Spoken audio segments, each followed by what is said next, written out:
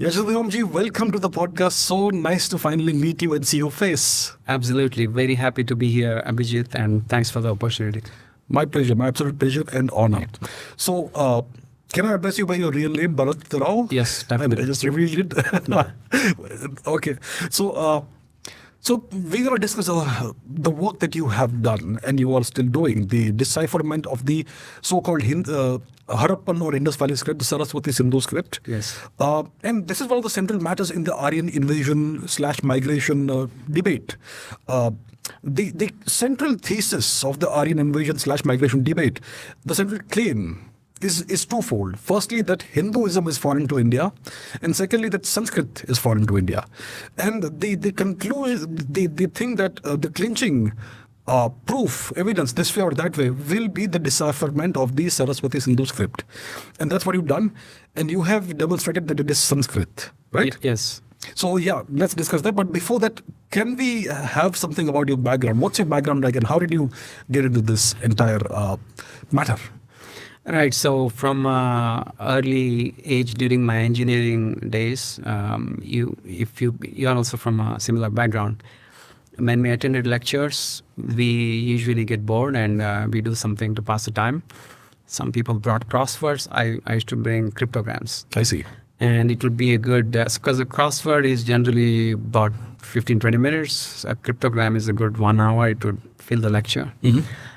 And when I was doing the cryptograms, I did not completely know the math and everything behind it, but I had a good sense of how to solve unknown scripts. Mm-hmm. And eventually, when I ran into the Indus script problem, I started looking at the claimed decipherments of other scholars. Mm. And I realized that everything is ad hoc, everything is mostly, I've looked at the script, I looked at the shape, I think it is a X, I think it is a Y. And that didn't make sense to me because... What logic did they use? I didn't get it. Yeah, it's mostly, I think it looks like this. And, you know, I'm like Mahadevan. And Exactly, it was Mahadevan. Yeah, like some goddess is telling me how to do it. So it did not make sense to me, and I think to the general crowd, it always seemed odd that there are so many claims, and it's not only just unfalsifiable, it's also that everyone is claiming a different thing for every symbol. So I looked at a bunch of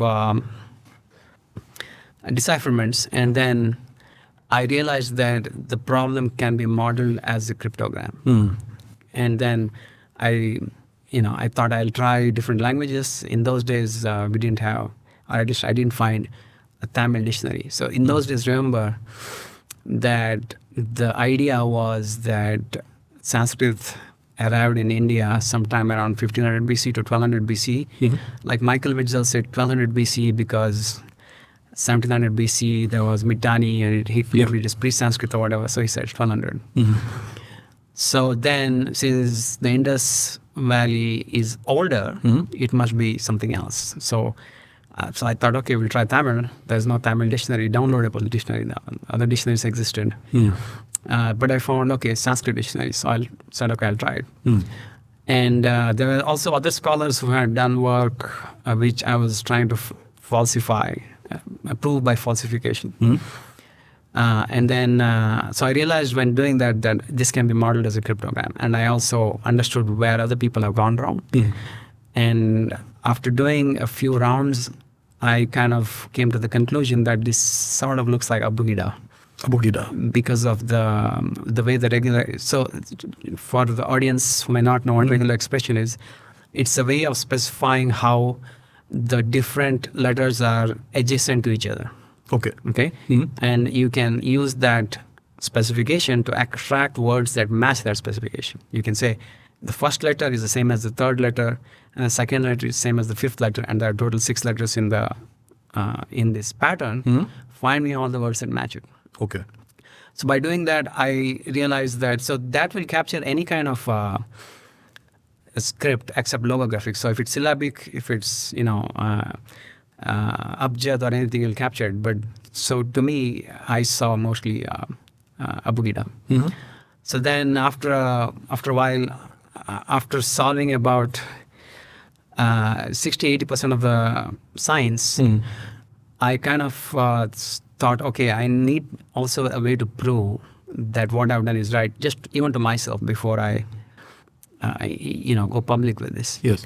So I was looking around for cryptogram and the math behind it, and I found Shannon's paper. So I'm from information theory background. I should know about it, but most of us have forgotten after going out of college all of these papers. You forgot the theory, right? And the then applications you forgot, or you have it in the back of your mind, whatever, right? That's right.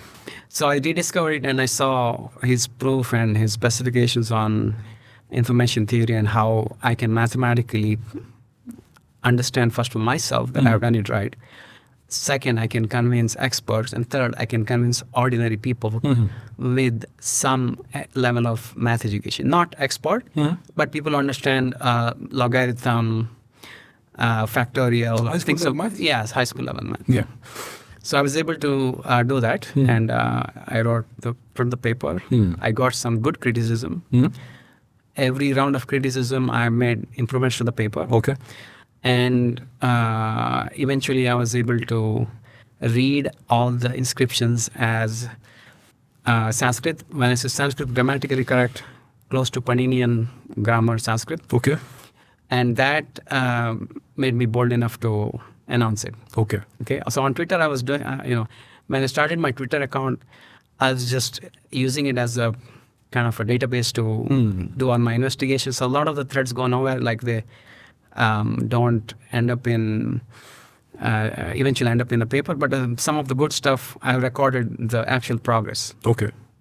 So that is how I solved it, and after that, I had to, once you cross a certain threshold, a certain number of characters, then in a non-logographic script, there is always an amount of text. If you read beyond, then there is only a single possible solution. So I wanted to calculate that and cross it, which is what I did. Okay. So when did you begin this process? How many years ago?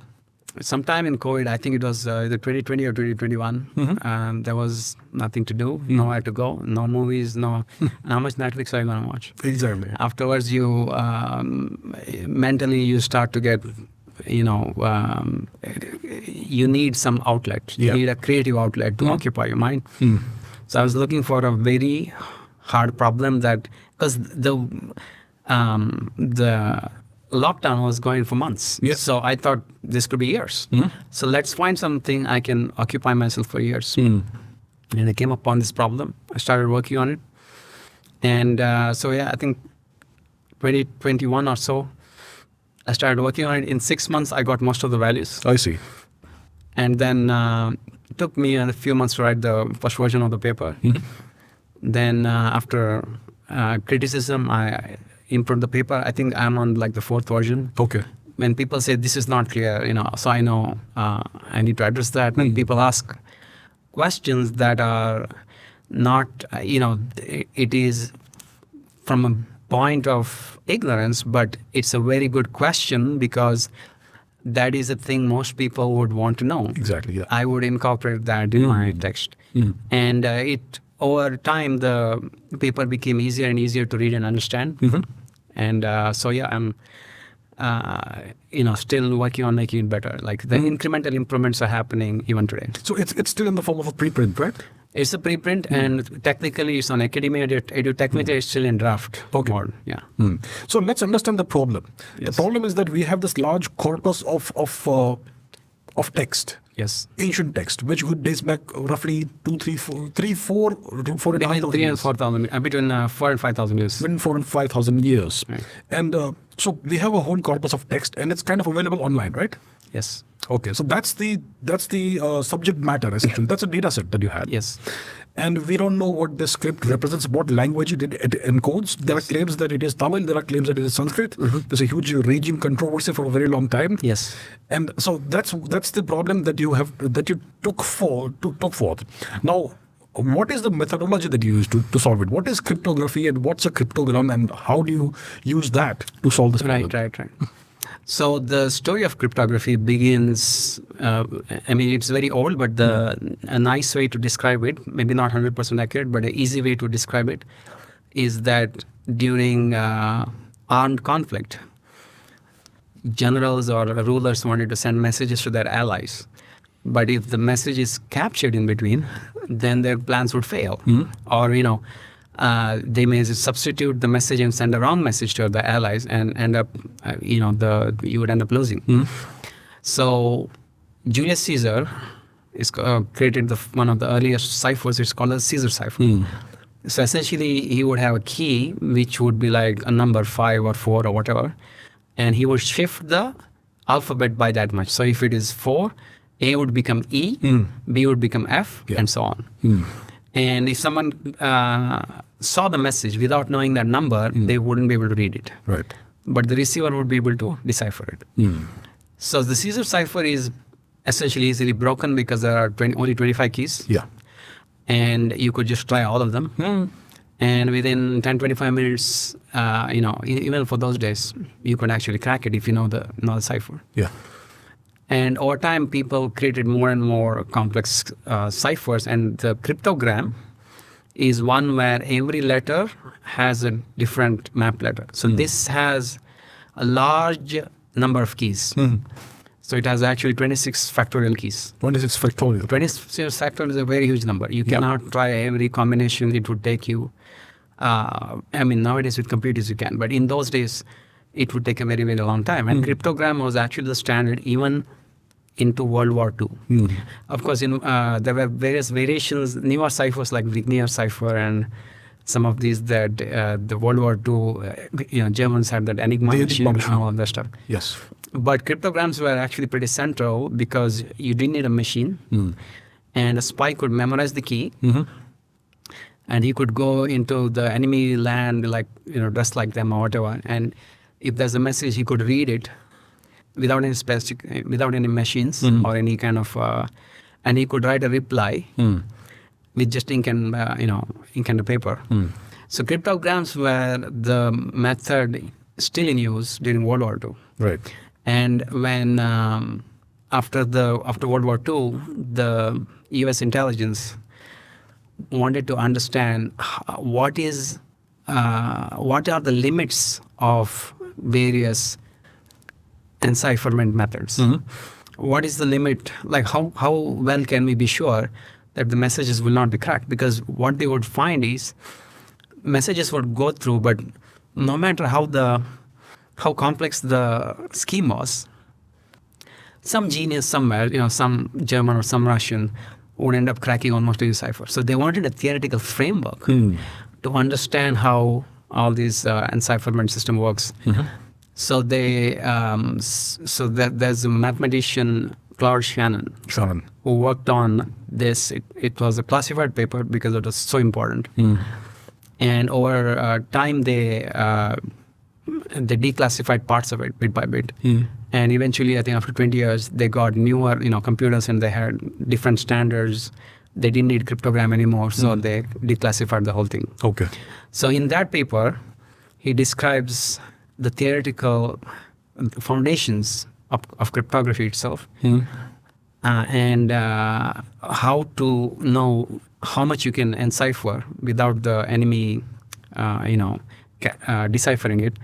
And one of the key things he discovered, or he presented in the paper, was that any cryptogram, any cipher, can be broken if you have sufficiently long text. Okay. And he made it quantitative, that what is the limit beyond which the text can be deciphered without ambiguity. Okay. Like it is absolutely this, beyond this. And for English text in the Latin alphabet, that came out to be around 30. 30 words or characters? 30 characters. 30 characters. Okay? Okay. Using cryptogram. Now, there are different ways you can compute it. So there's upper bound. Okay. There may be, for certain messages, you may be able to get it at the lower bound, but this is a measure of an upper bound. It says beyond 30, it's most definitely 100% there is only one decipherment, and you can even extract the key out of it. Okay. Okay. So what happens if you extract the key? You can not only read this, you can read every message that is used this key. Correct. Okay. And this is the theoretical background. The way to decipher it is known much, much before this. Okay. Okay, and there's Mary Queen of Scots, who was during the time of Elizabeth I. Yes. And she was imprisoned. I mean, that's the whole history. I don't want to, give a history lesson. But she was imprisoned, and there were, in palace, there's always intrigue. Yeah. People want to replace one ruler with the other. They kind of collaborate. They try to, So she used to write coded letters. And the code is not just alphabet to alphabet. It's also, they had null values. The values don't mean anything. Okay. They had for common words like Wednesday, Mr., they had special symbols and so on. So it was very sophisticated even at that time. Okay. And even those were cracked if they collect sufficient messages. So once Elizabeth, one spy master collected enough messages, he cracked the code. Okay. And what he would do is he would write code pretending to be her collaborators. And he got essentially Mary Queen of Scots to agree to assassinate Elizabeth I. Now this is a capital punishment. Mary Queen of Scots she ended up getting executed. Yes. So that kind of cracking is fairly simple. It existed from a long time. Cryptograms have existed at least from the 1920s in American newspapers. And my rough calculations based on the number of newspapers that were in America, the percentage of newspapers that carried cryptograms over about 100 years, there have been 100 million cryptograms in America alone that have been solved by so many million people. So cryptogram is a very well understood thing. It's just that the present generation doesn't read newspapers. They don't know what a cryptogram is. Right. So that is the bit about cryptography. And so this is a very well understood. This is literally understood by millions of people. The method I used is not new at all. Okay. So when people say, "Oh, what's your method?" It is not my method. It's a known method.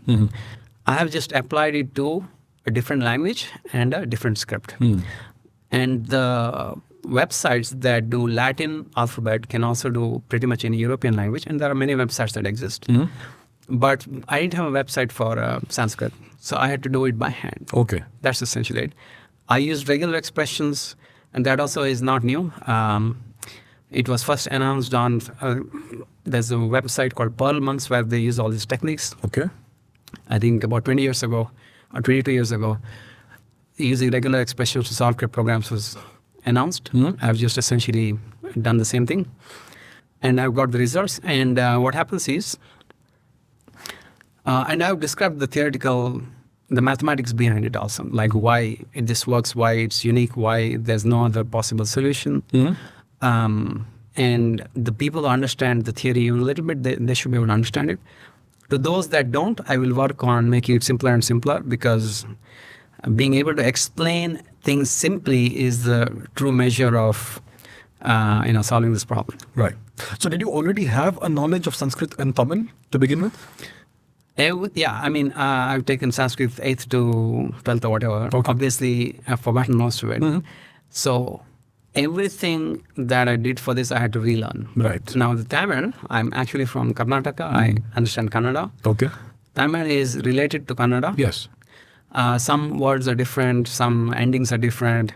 I can kind of understand most of the words, but to solve a cryptogram, you don't need to know a language with fluency. You just need to know the syntax, grammar, and that is something that you can learn as a process of deciphering. You don't need to be a great expert.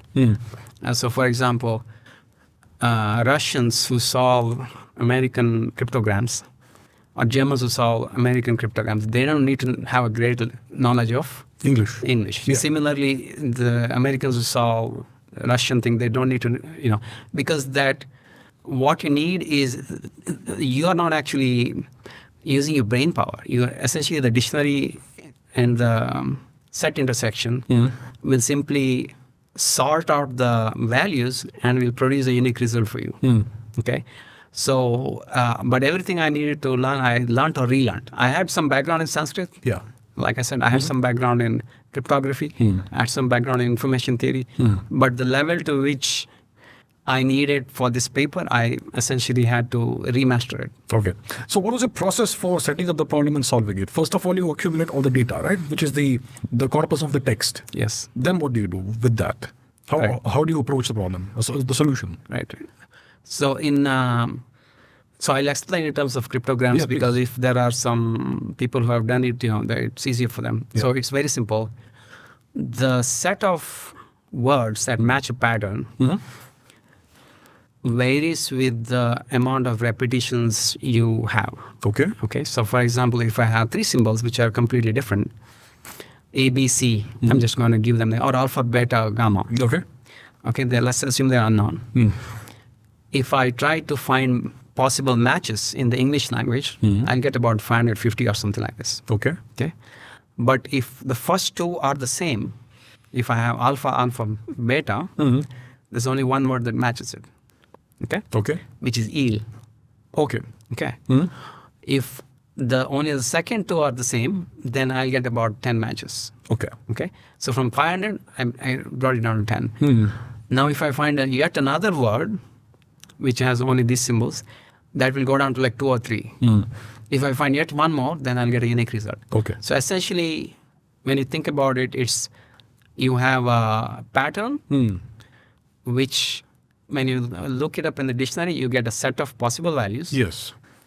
You intersect that with another pattern, like the values of another pattern. You intersect them, your set becomes smaller, and you keep doing the intersection till you get only one value. A single value. All right. Now, there is a possibility that you try another value, and this becomes a null set. Okay. That's called a false positive. False positive. False negative. So you have to do that even after you get the single value. You have to do over and over and over to make sure that value doesn't disappear. Okay. So if you continue to do that for many more and it continues to display the same value, then it's a 99% probability that you have got the right value. Okay. And once you have one value, you can simply use that value to find the other value. So you would start with the symbol that has the highest frequency, because you will have the most matches. Then work yourself down to the rare symbols. The rare symbols. Okay. Because by then there will be a lot more matches. So it may have only a few attestations, but when you do a search, there are higher chances it will be next to a symbol you already know. So that's essentially it. So it's a very simple process. As I said, millions of people have done it. It's not anything that I've invented. It's already been around. So for this, you would need a Sanskrit dictionary. You would need a downloadable dictionary if you want to use regular expressions. You could still do it manually. It will just take years. It will take years. Yeah. Right. So you need a Sanskrit dictionary online, that downloadable, and a Tamil dictionary as well, if you want to match with Tamil as well. If you any language you want to match, you need a dictionary. Yeah. So you need that, and then did you write code for this? So initially, I just did the regular expressions because in Perl you can do it. So what's a regular expression? Regular expression. So let me first describe the information theory description of it. There's something called a residue class. So residue class is if I have the word, let's say, eel, E-E-L. Yeah. If I change those symbols to FFG, okay, that's the same pattern. It's just the symbols look different, but it's the same pattern. Yeah. If I make it ZZX, it's the same thing. So the symbols themselves don't have any significance as to what is the set written by the dictionary. Okay, I'm getting it. So those are just dummy variables. The adjacencies and the commonalities of the symbols, though that together is called a residue class. Okay. That is just a term Shannon used. I'm just using it. I don't want to use a new term. Okay. So once you have a residue class, you can write a regular expression that represents that regular class, that residue class, by just denoting that you're going to capture this particular letter and reference that when it repeats. Okay. So that's called a regular expression. Okay. And it's also well known in the computing world. Anyone who has done almost any language now has regular expression support. And what you can do with that is you can apply it against a dictionary and just say, hey, find me all words that match this pattern. Yeah. And you will get the results. Okay. Right. So for things that don't have a lot of repetitions, you'll get more. But things that have repetitions, you get less. Right. And if you have, in a corpus, if you have short inscriptions, you can use those. And when you have more than one, so even if you don't have repetitions in one inscription, you can take two inscriptions which have the same symbols, and you can do that same intersection. Okay. And you will get, by the way, this is all, like, as I said, it's all well documented. There's a Pearl Monk's article on it. Okay. I just essentially use that method. Right. So you initially did this manually. Initially, I did it manually, yes. And then did you write code for this? So then what I did was when people said, hey, so there's a Japanese cryptographer who looked at it and said, this looks good. He doesn't understand Sanskrit. So, but he said, this looks good. And, I just wish I could, reproduce it, with the, like I have the list of regular expressions to reproduce it. So I said, it's not a big deal. I will write a program. And I wanted to write something very simple for two reasons. One is I want when people read the code, it should be pretty obvious that there's no trickery or anything like that they have to. So I wanted something 100 lines. That's just an arbitrary thing I picked. I wanted it to fill the screen because I didn't want people to scroll too much or lose interest. And I wanted it to be simple. I wanted it to be simple that people know, yes, this is the code. And you run it against the list of regular expressions and you get all the output. So I was able to, so I wrote all the regular expressions for, I think, about 1/3 of the set of alphabets. And if you run it, you get all those results. So that is open source. That is on my GitHub/Yajnadevam. You'll see something on script derivation. You can run it yourself. And it actually gets the dictionary.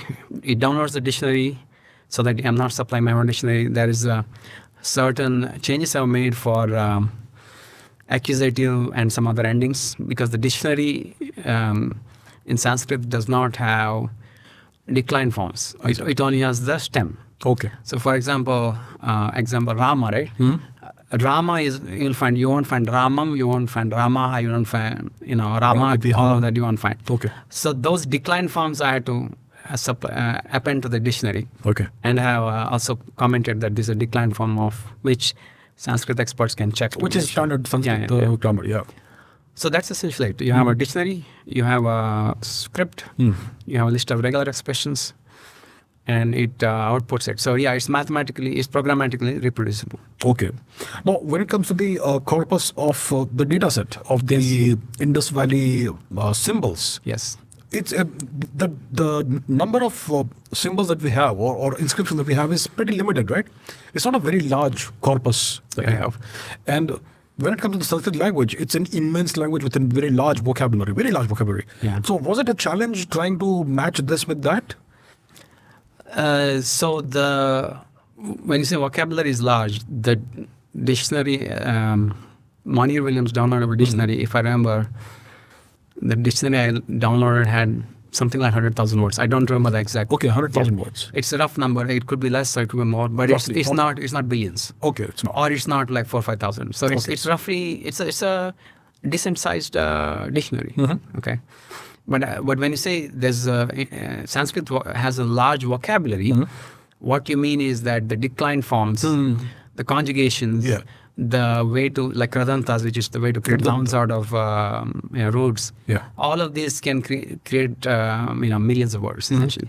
But the dictionary doesn't have that many words. The dictionary has about 100,000 words. I see. Okay. So you write the program and you do the thing. So what did you start finding? So even before I wrote any of the program, I was just looking at some of the seals. And one of the seals had what looked like a Brahmi word, Vada. Vada. Okay. The Va is a Brahmi word, the Da is a Brahmi Da. Now what is Vada? Vada can mean killing. Yeah. It can also mean killer. Okay. Okay. Because that is what's called the Ach Pratyaya. When you add it to a root, it just adds a and it means the one who does that action. Okay. So I saw that, and then I I wondered if most of the beginnings of this inscriptions, so this particular one had only two signs. Two signs. Do most of the inscriptions have the starting symbols as the name of a deity? Like killer is Shiva, right? Mm-hmm. Do they have that? And this is, by the way, is not my idea. This is analysis of the script by other people like Rajesh Rao et al. Have kind of claimed that Indus scripts have like a beginning, a middle, and a terminal. So the beginning is 2-3 letters, and they guessed it must be the name of a deity. I see. So it is not, again, not my contribution, but my validation of their research. Of the hypothesis. Yes. So so this is the kind of stuff I found. Is essentially it starts with the name of a deity in a vocative form. Okay. Vocative means in prayer, for prayer you have to use what's called Sambodhana Vibhakti. Okay.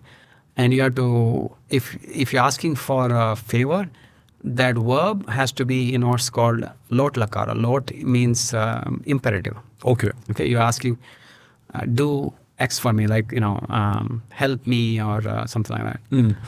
And then there's usually an object. Object is, give me a gift, for example. Give me a vara, give me a blessing.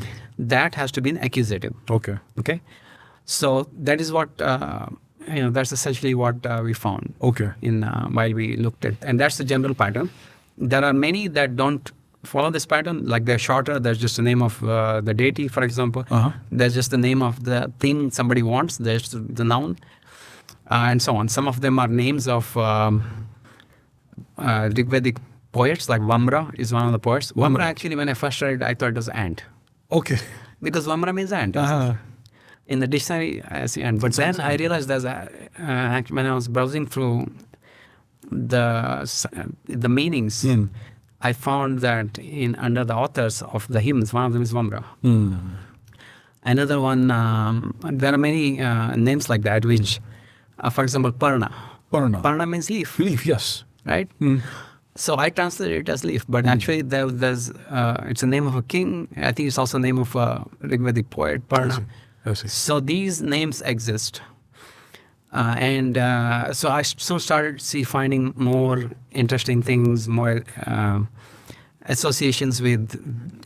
So initially I thought it's just, my understanding was that the Indus Valley culture is adjacent to Vedic culture, not actually Vedic culture. Okay. And this is not just me. A lot of people claim this based on iconography and all that.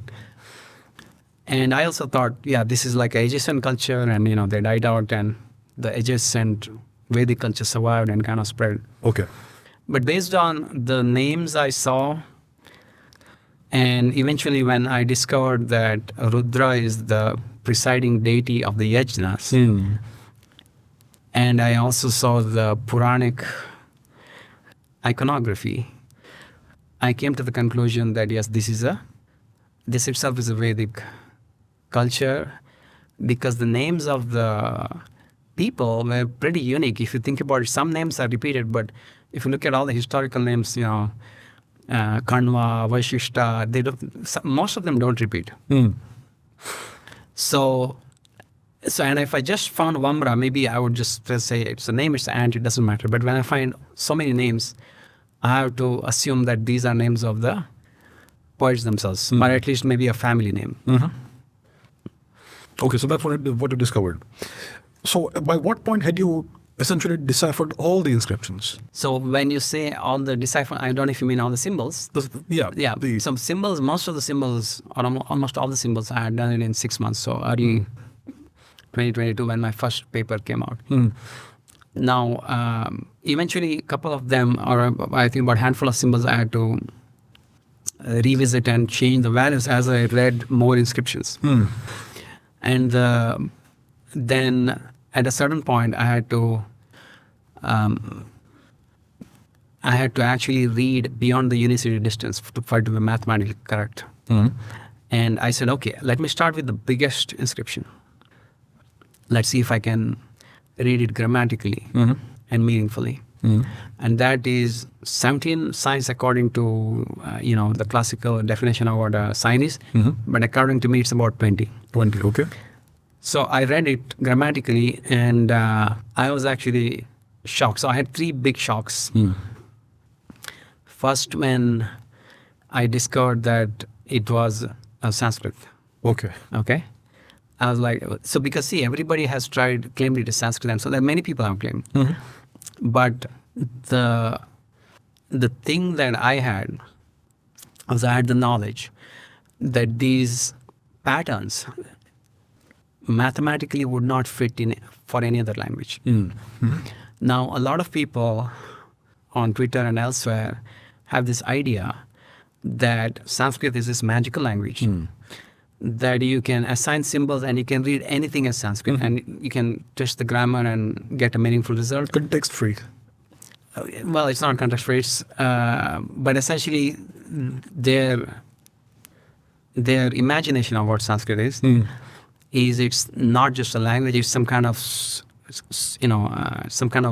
godly thing that can bend the rules of mathematics and information theory. So, for example, in their view, they could take the US Constitution, which has similar size of the Indus corpus, just reassign all the symbols to some random Sanskrit, and they would be able to read it grammatically. And that is not possible mathematically or linguistically. The reason is that would mean certain things, that Sanskrit has an information rate same as the symbol rate, which is impossible. It would mean redundancy is 0. This would break down information theory completely, by the way. And it would mean Sanskrit is incompressible. Okay. So like you have Sanskrit text, you can if you compress it, you get no compression. And it would also mean that if you take all the words and from each letter you draw an arrow to the next letter and create this what's called a Markov process, that Markov process would be a fully connected graph. Okay. So I know the viewers may not get most of this, but anyone who understands information theory will see it's obvious that none of these can be true. Because A, we know the information rate, we know the redundancy of the language is 0.7.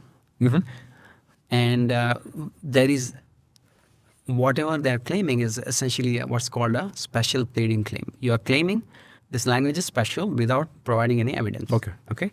So it is just not mathematically or linguistically possible to do that. Okay. So to answer your question, sorry, what was the question? At what point did you essentially decipher all the symbols? All right, sorry. Yeah. So so I started. About 6 months I got most of them. Then over time I made some improvements, and I would say I got most of the symbols within like 1 year after starting. And you said that you were absolutely shocked when you deciphered the longest inscription, 20 characters. What was the shock that you got? The shock was that it was grammatically readable. Now, grammatical readability of anything of that length is very hard. It's very hard so if you may be able to, if you choose and assign values only for those 20, you can get values because a lot of the symbols don't repeat. So you can just assign values, you can get it. But when you follow a process and the dictionary is picking the values, essentially you didn't assign it. The dictionary assigned it based on intersection of regular expression sets. When that happens and those values are put in an inscription that was not part of the original derivation, if you get that as grammatically readable, that is huge. But that is still not proof because you have to cross the unicity distance, which is about 500. But once I got the first one, I was like, well, I'm going to get the rest. Okay, and I did the longest 50, and that crossed the unicity distance. At this time, I was very confident.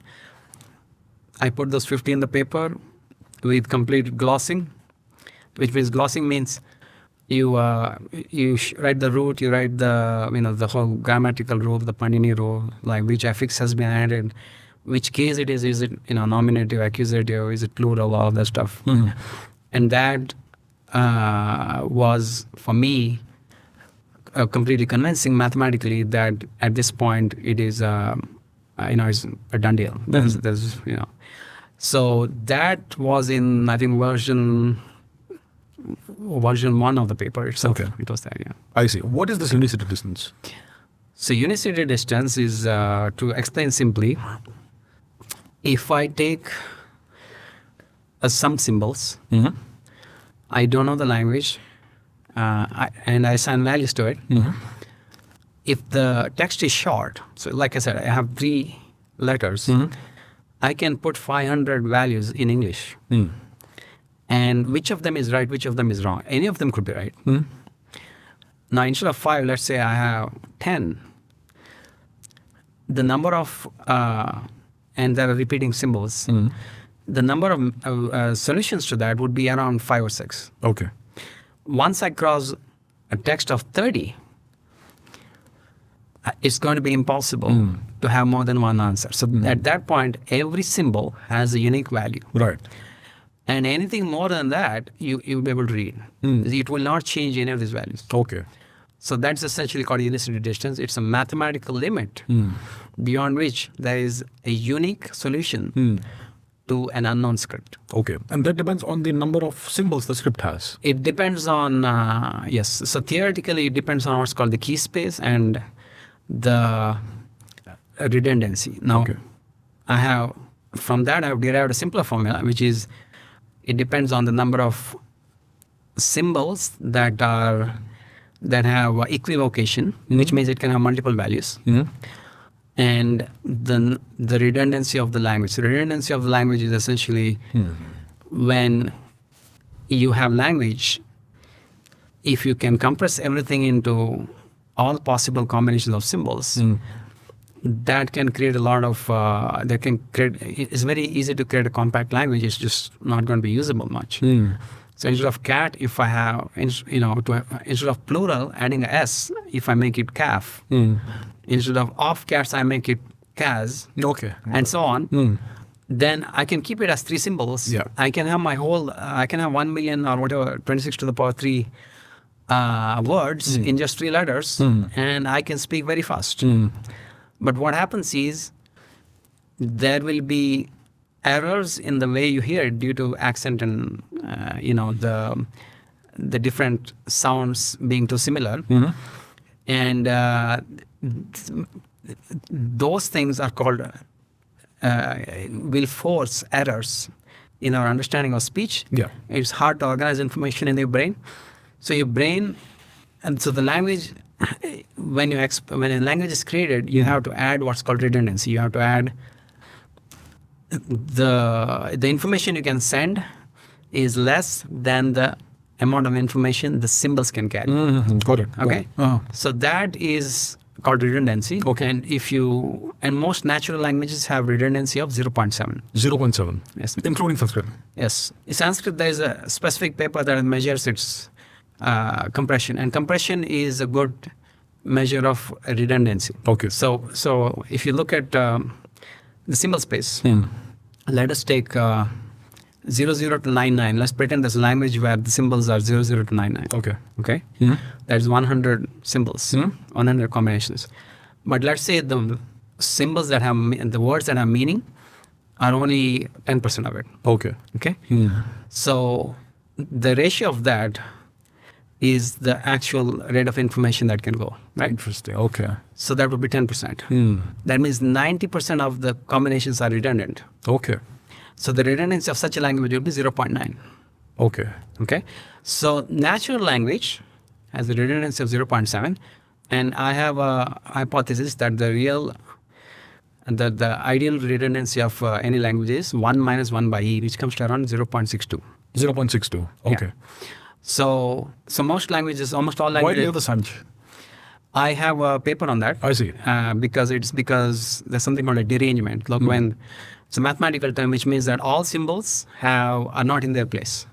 Are not in their place. Yeah, are in a different place. So let's say I have a word called cat. Okay, C-A-T. If I make it T-C-A,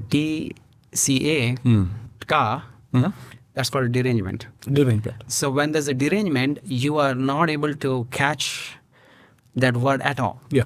But otherwise, if I say, for example, why don't you have a cup of tea or coffee? you know that I meant coffee. Yeah. Okay. Because your brain can, so you need to have that kind of extra room for interpretation of that what other person is saying.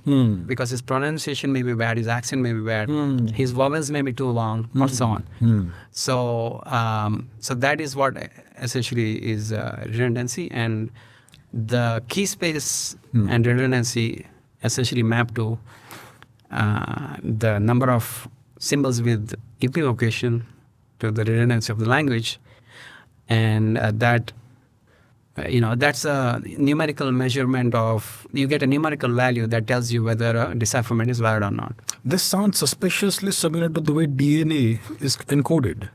I mean, if you look at the DNA code, it also has redundancies, and it has also, there is something called the dark matter of the DNA. I mean, only 4% of the DNA is known to code for proteins. About 96% of DNA, we don't know what it codes for. It's historical value, functions, or future values function, or it's just junk. That's a good information theory here. And actually, it's not just the unknown, but there are sections of DNA that duplicate the same protein. And that's because if this section is damaged, let's say in the womb when it's developing, it's still very small. One section that creates, let's say, a protein for your hemoglobin is damaged, the other section can still produce it. So there's redundancy there also. That's a very good analogy. Yeah, it's very interesting. I mean, So you do all this work, and you start being able to read all these inscriptions, the Harappan inscriptions. So at what point are you absolutely certain that you have just cracked it? So so mathematically, once I crossed the 50 longest, I was certain. Mathematically and like in information theory, and I knew that I could mathematically prove it.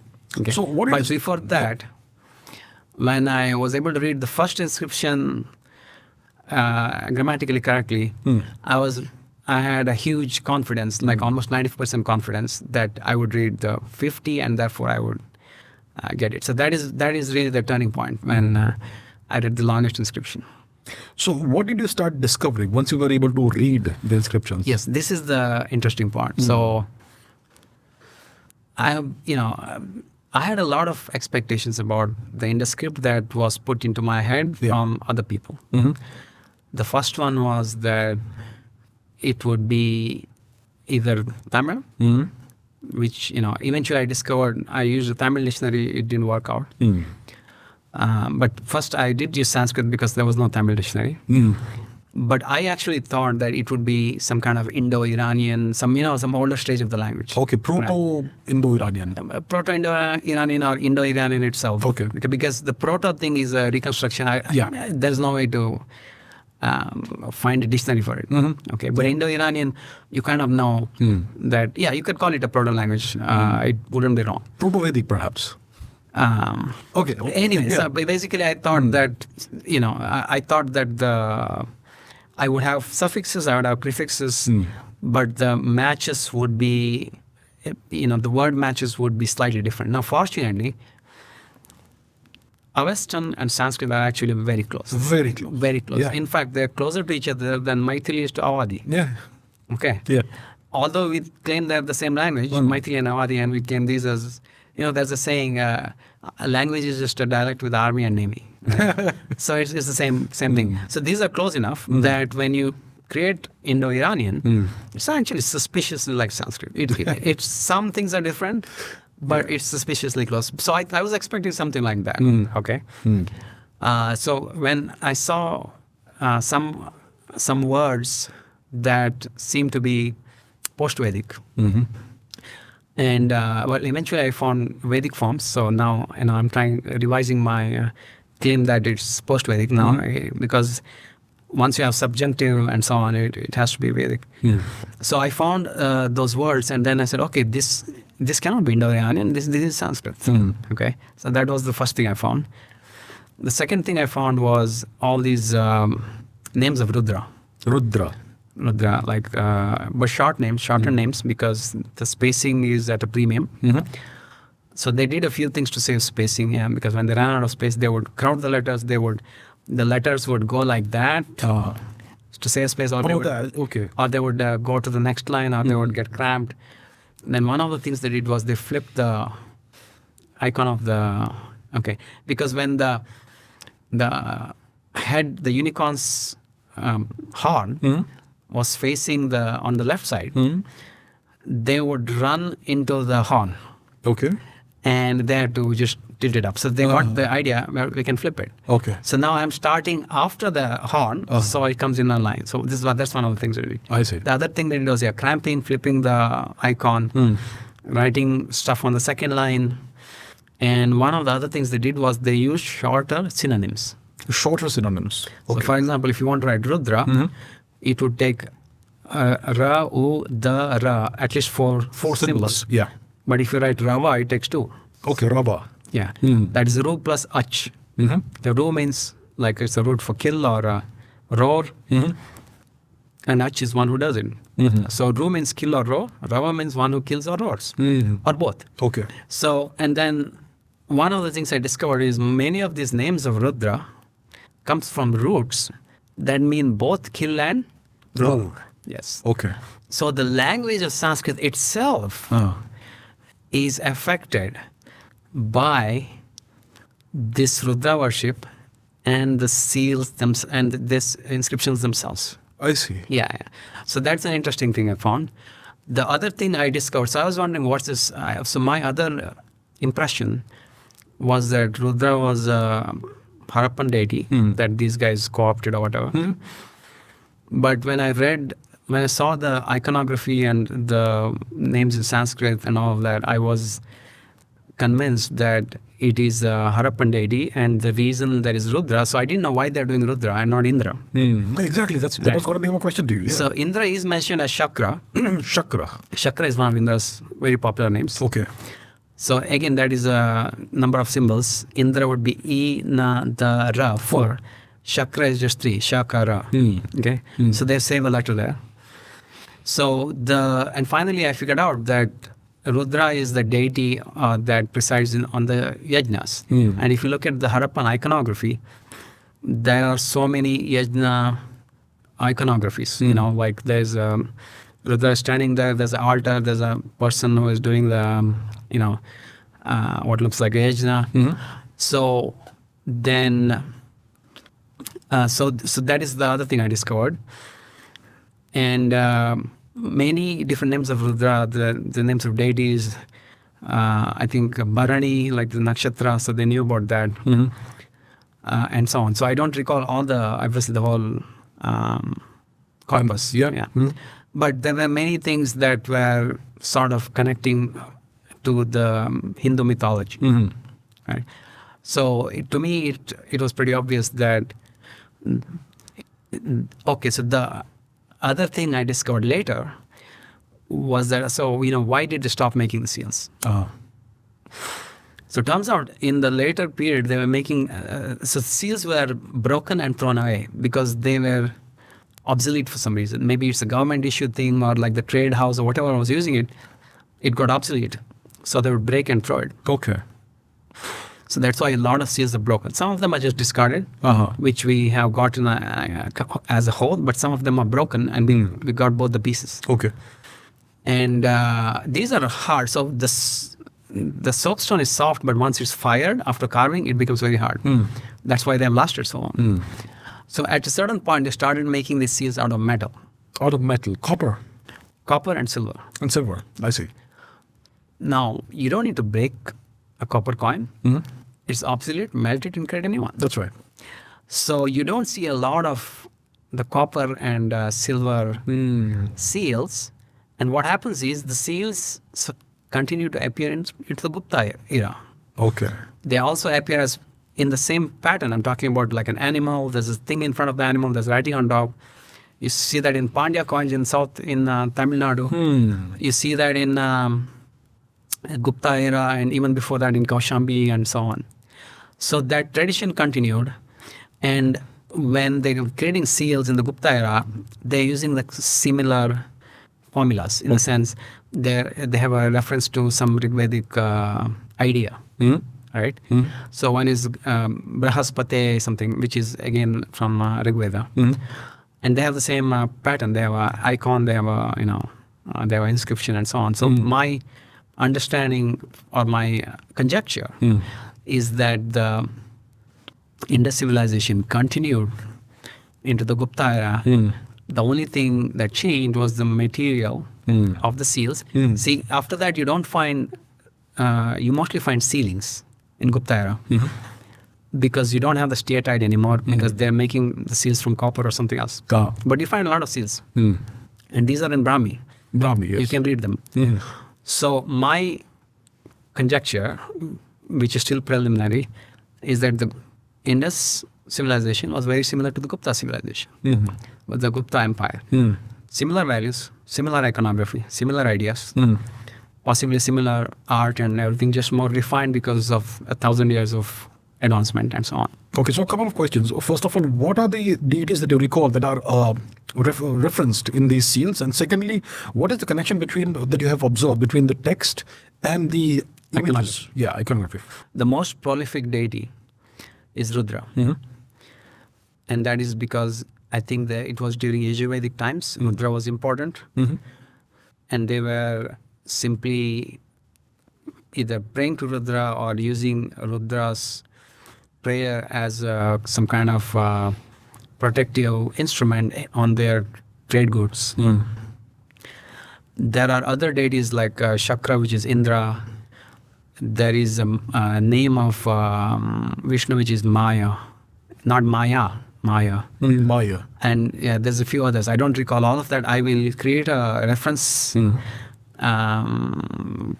document or maybe a book in the future which details all the deity names and what they mean and what context they were found. Okay. Now, relating to the second part of your question, what's the connection between the iconography and the inscription? So there are two kinds of iconography. One is an icon that represents either some kind of business entity, government, or some kind of mata. Mata, okay. Yeah, something like that.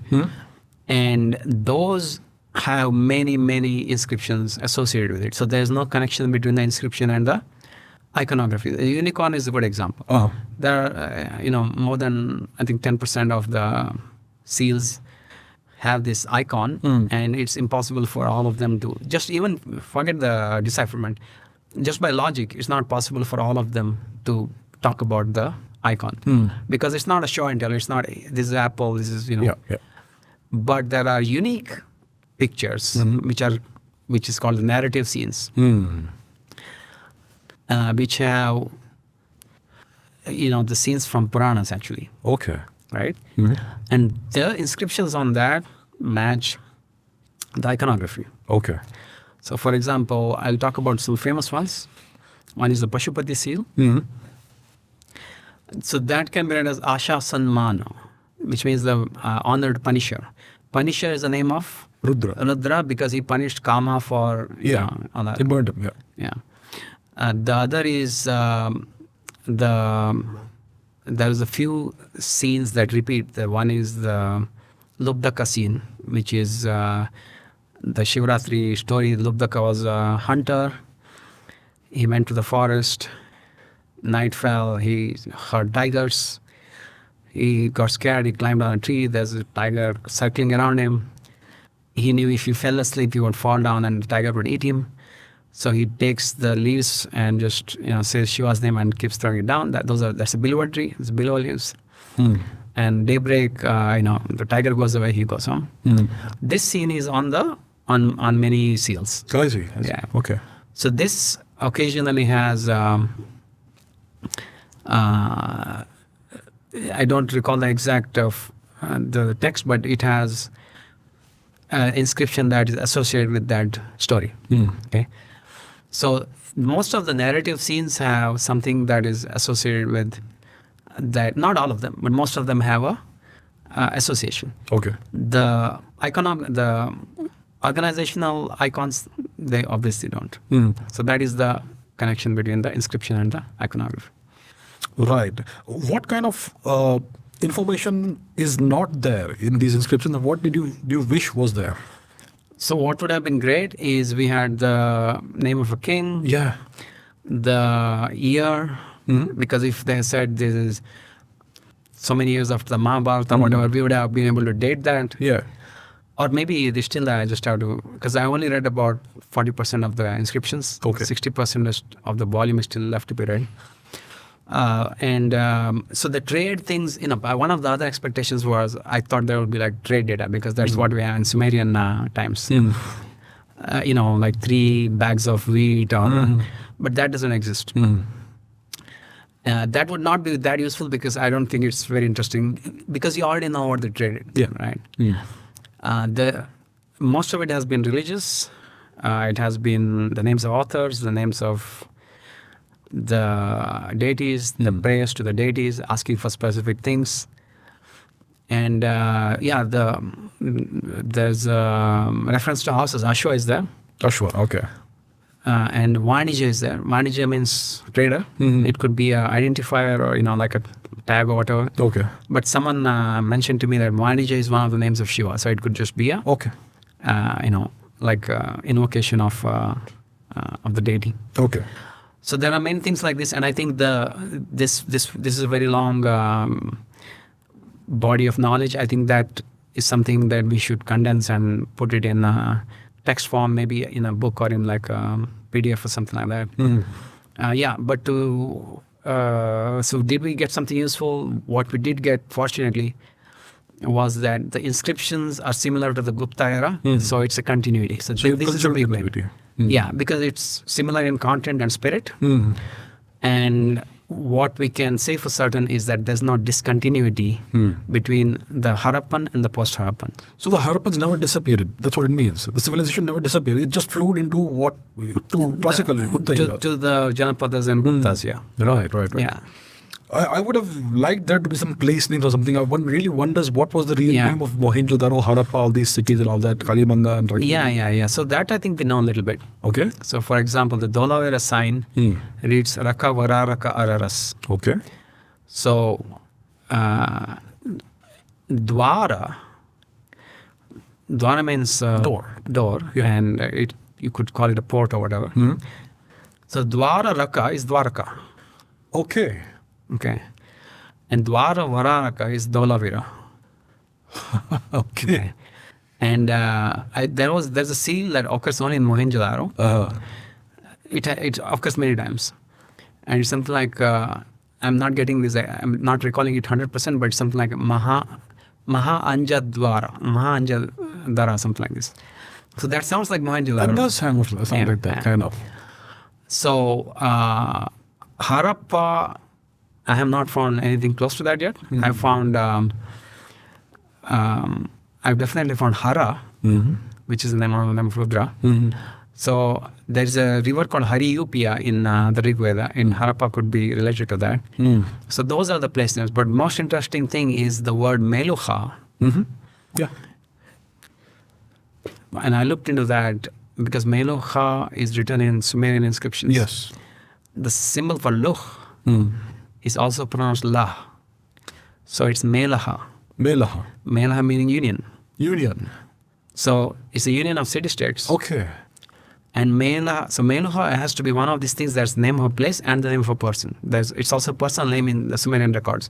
So Mela can also be used as a personal name. Like Milan. People are named Milan. That's same as Mela. Okay. So Mela was the name of the federation of the city-states. Yeah. Right. And do we get any kind of information on the kind of government you had or something? Any fragmentary or any such thing? That in the text itself, we don't have it, but from the body of inscriptions and the body of the iconography, we know a few things. So there's a particular symbol that is two blackbucks that occurs from Kunal, which is a site in Haryana. And it's also repeats in many other places like Remandari. Remandari is in Pakistan-Afghanistan border. Okay, yeah. And then KPK. KPK. And this also occurs in Gujarat sites. Okay. Okay, like Lothal. So this is so widespread, and there are other black buck signs which are not dual, but there are these two black bucks. This imagery, black buck is an Indian animal. Yes. And what's special about the black buck? Do you remember from the Manusmriti? No. Land of the black bucks is Aryavarta, Aryavarta. the land fit for sacrifice, and beyond it is the land of the Lechas. Lechas. Okay. Okay. So, why would this symbol exist? Why would there be two? It's black bucks plural, right? And this essentially is the symbol of the nation. Okay. And there are actually some pots and pans that are exported even predating 4000 BC in Mesopotamia that have black bucks. Made in Aryavarta. Made in Aryavarta, I've just been sent that. There are two black bucks. Okay. Okay, two. So that is one. And it's very old. So even by 4000 BC, they had a concept of a nationhood and that this is one nation and this is where the land where the black bucks from. Okay? Well. This is what we know. Okay. The second thing is that I think the unicorn is a composite horse and bull. Okay. Because horse and bull are divine symbols. Okay. Okay? And it was a symbol of royalty. I see. And the reason I say that is there's a Greek kingdom in that area, in what is today Afghanistan, Pakistan. I forget the name of the Greek king. But his symbol of his monarchy is also a horse with the horn, with a single horn. I see. One of the Indo-Greek things. One of the Indo-Greek. Okay. So that is a possible continuation of that tradition and survival of that symbolism. So we actually don't realize that so many symbols we have today are actually very ancient symbols. What is India's symbol of the Indian government? The four lions? The four lions. And the chakra. Right? Chakra, yes. So that symbol occurs in Indus Valley. The four lions. But not four.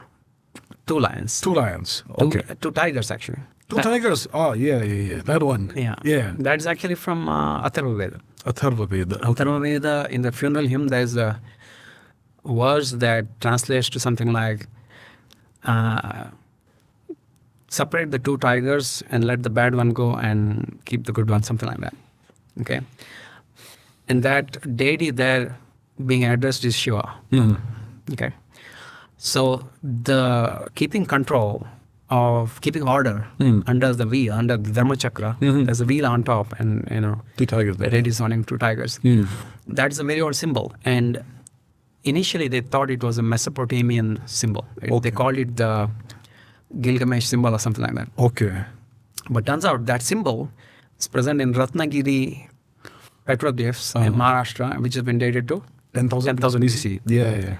So that symbol is also Indian. 10,000 BC, goes into Indus Valley, goes to Mathura where the tigers become lions, and eventually goes to Mauryas where it is, under Ashoka it's like four lions. And eventually when your Chandrayaan 2 lands on the moon and walks, that imprint is now on the moon. On the moon. 12,000-year-old symbol goes from Ratnagiri to the moon. So this is one of the cool stories you understand. So a lot of this is connecting different things that have occurred post-decipherment. People came to me, and it's a good thing I created the Twitter account because people would tag me and say, what about this, what about this? And I'm able to kind of assimilate all these other people's work and create a synthesis out of this and gain more understanding. If it wasn't for these people, there's a group on Twitter who reads old Brahmi scripts. I see. If it wasn't for them, I would have not known that Guptas used the same kind of seals. So if it wasn't for these other people who collect these ancient artifacts, I wouldn't know about Ratnagiri. It's just that I happen to be a person they all tag. And I'm able to now assimilate and present it all as, I'm able to understand deeper. Right, yes. So Twitter has acted as a force multiplier, essentially. It has. For essentially, I think all social media has caused the Indic revival, basically. It has indeed. So what is the time period from the oldest available inscription to the youngest available inscription of the Indus Valley inscriptions? What's the time period? Okay. If you're very strict, you would say the oldest symbols the earliest symbols we see are in Balakot, which is on the coast of Balochistan on the Arabian Sea. And that happens in 4000 BC. 4000 BC. The problem is there are shards, pottery shards, and you have one symbol, two symbol, you have maybe a dozen shards. Okay. So you cannot read it. Okay. Jumbled. It's just one piece. One piece. It's not longer, it's not even a word. Mm-hmm. So you don't know what kind of script it was. You don't know if it was logographic, like how it originated. Uh-huh. But what I can tell you is that you see symbols that are already abstract. Okay. So for example, the arrow, you have a ornate arrow and you have a abstracted arrow. You have an abstract jar sign, part of a jar sign. So the development of scripts, when they're pictorial, initially the pictures have to be very realistic or reasonably realistic. Of course, you can't, on a crude medium, you can't make it realistic. Yes. But you have to know, when you look at it, you have to know it's... What I mean is- So let's say you and I agree that the letter D is represented by dog. Okay. As long as it looks like a dog, whether it's sleeping, eating, Doesn't matter. any activity, big dog, this kind of dog, Yeah. I show it to you, know it's a dog. You write it a different way, I know it's a dog. So this is why there are variants in styles of the letters also. Yes. Okay, because it's a pictorial thing. Now imagine that dog has to get abstracted. If our original agreement was the dog is D, and I create an abstract version of the dog, unless I tell you this is an abstract version of the dog, you're not going to know. That's right. Imagine a fourth person in some other city sees this. Does he know it's a dog now? No. The time taken for this network effect to grow It's and very long. spread across cities, across centuries, is going to be very long. Yes. So when you see an abstracted symbol, that means that has been around for a long time. For a long time. Longer than 4000 BC. So that's the early side. Late side is very interesting. In Kaushambi, we see an entire inscription, a 3-sign inscription, which reads Shani or Sani or something like this. That is also in, it's a very popular Indus inscription, by the way. It occurs, I think, a dozen times or more, maybe even 20 times. I see. It occurs in Kaushambi, verbatim.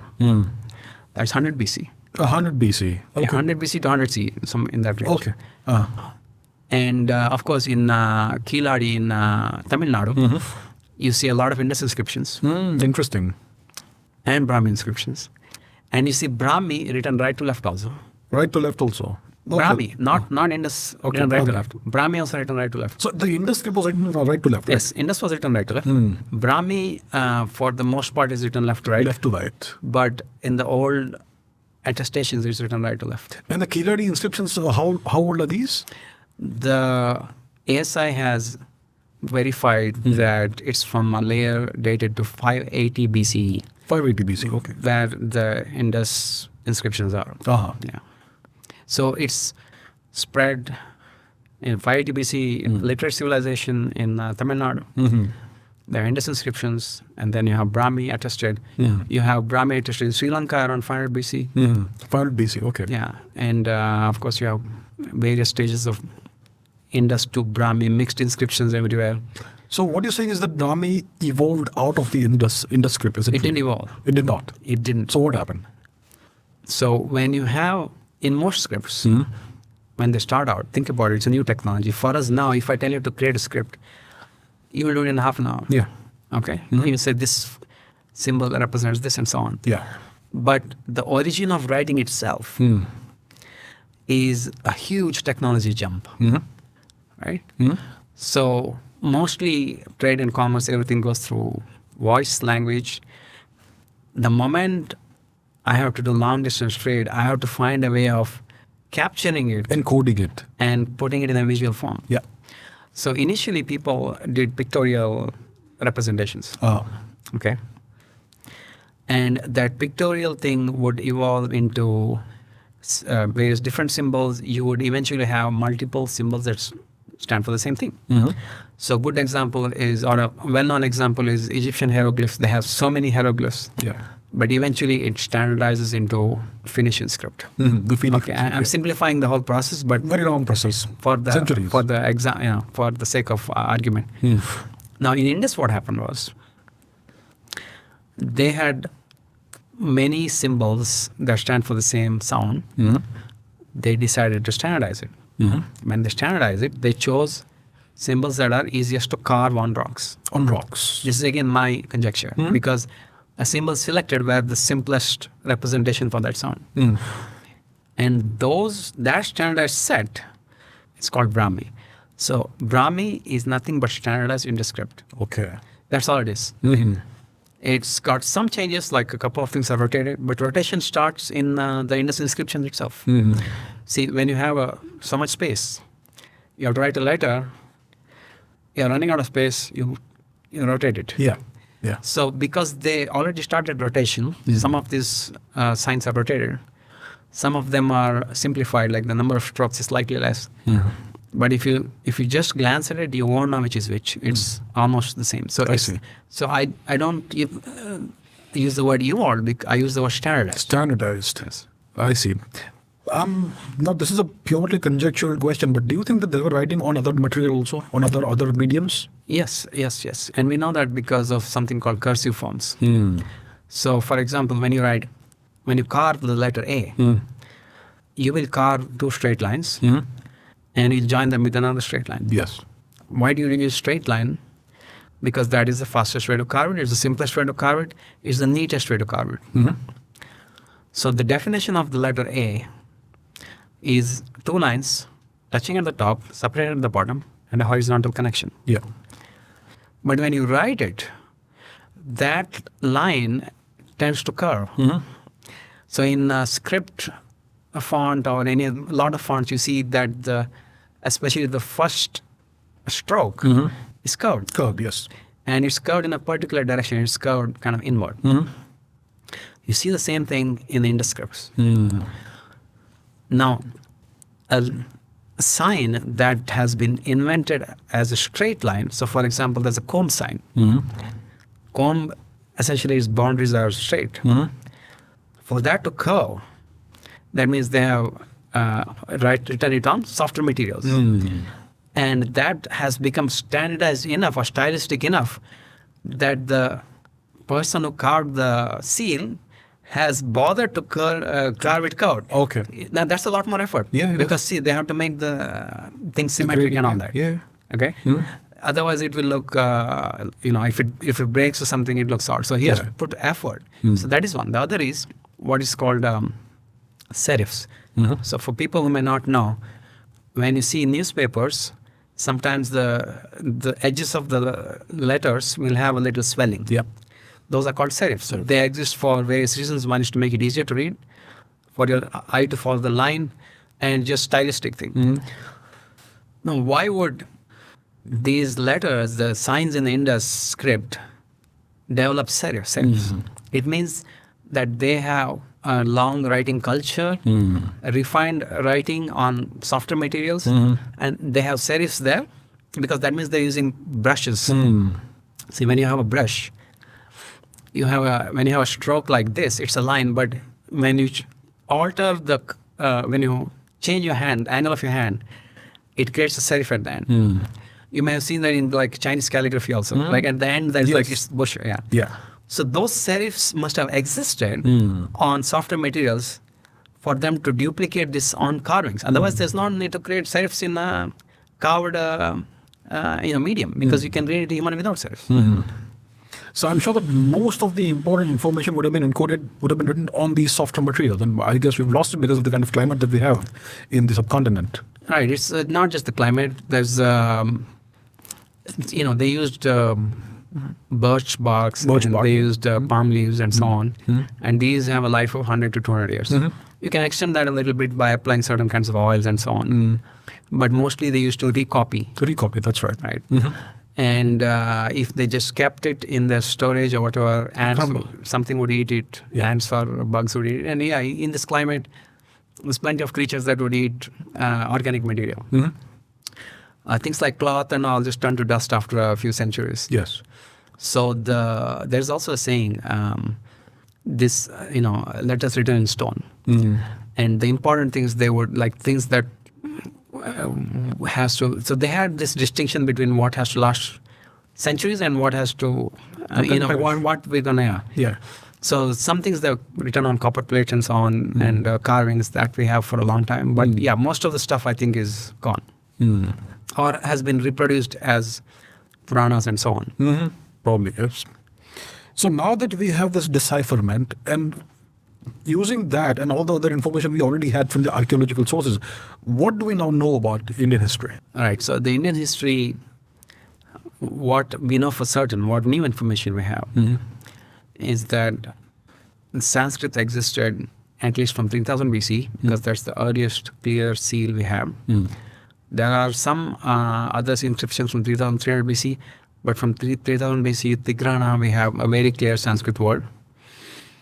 And from 2600 BC, we have, even more. So we know that Sanskrit existed at least as far back as 3000 BC, guaranteed. That's one thing we know.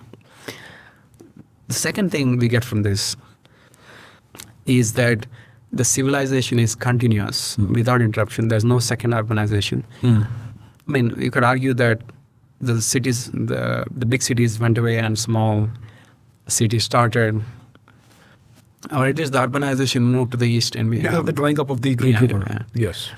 But there was no interruption in culture. And by the way, many people already claimed this before my decipherment, because if you look at your pots and pans, if you look at the way the cities are laid out, the instruments you use, the clothes people wear, the jewelry women wear, the Sindhu, the swastika, every single thing in the Indus Valley is present today. Yeah, every single thing, all the symbols. Yep. Yeah, so the civilization is continuous. We know that the calendar, Indian calendar, the astronomical calendar is right when they describe things like Dhruva, which is in Puranas, it's the Alpha Draconis star in the Draco constellation. Which is the pole star. Which was the pole star. Which was the pole star, yes. In 2300 BC. That is bang in the center of the mature period. So that means Puranas and all of this were written in that, in the mature Harappan. Okay? So now, because people used to say it is written in 900 BC or 700 BC. So unless you want to believe that they somehow knew about precession, I mean, they probably did, but that's a different issue. And they somehow back calculated it, and they had this intuition that people would invent computers and use ephemeris and try to validate it, or some absurd theory like that. A straightforward conclusion is it was written during the Harappan times. Right. So that's when the Puranas were formed, during the mature Harappan. And that means the Vedas are formed, at least the Rig Veda is formed before the mature. Before the mature Harappan phase. How much before we can't really say. That is a specialized skill which I don't have. Yeah, we're not going to that. No need for that. I don't know, Yeah. Now, the words that we have of the Sanskrit language, are they Vedic words, post-Vedic words, late Vedic words, early Vedic words? What kind of terminology do you find? So there's a lot of vocabulary that is, I would say, in the Puranas and Itihasa periods. Okay, Puranas and Itihasa. Most of the bulk of the volume of words is from the Vedic times plus the Itihasa times. That's it, Ramayana, Mahabharata, Vedas. That is what I have, and some Puranic and so on, but they are, relatively smaller. So if you just go for what is the earliest, I would say these are the earliest. Now there are some words that I only found in later literature. There are some words I had to kind of parse through Paninian grammar, like the word Rava, for example, as a affix ach to word ru. I had to deduce from Paninian grammar. There are some very old Vedic words like Andrahan, which means killer of humans. That is a Vedic word. Okay. There's some very obscure words that only occur in Rig Veda. They don't even occur in other Vedas. I see.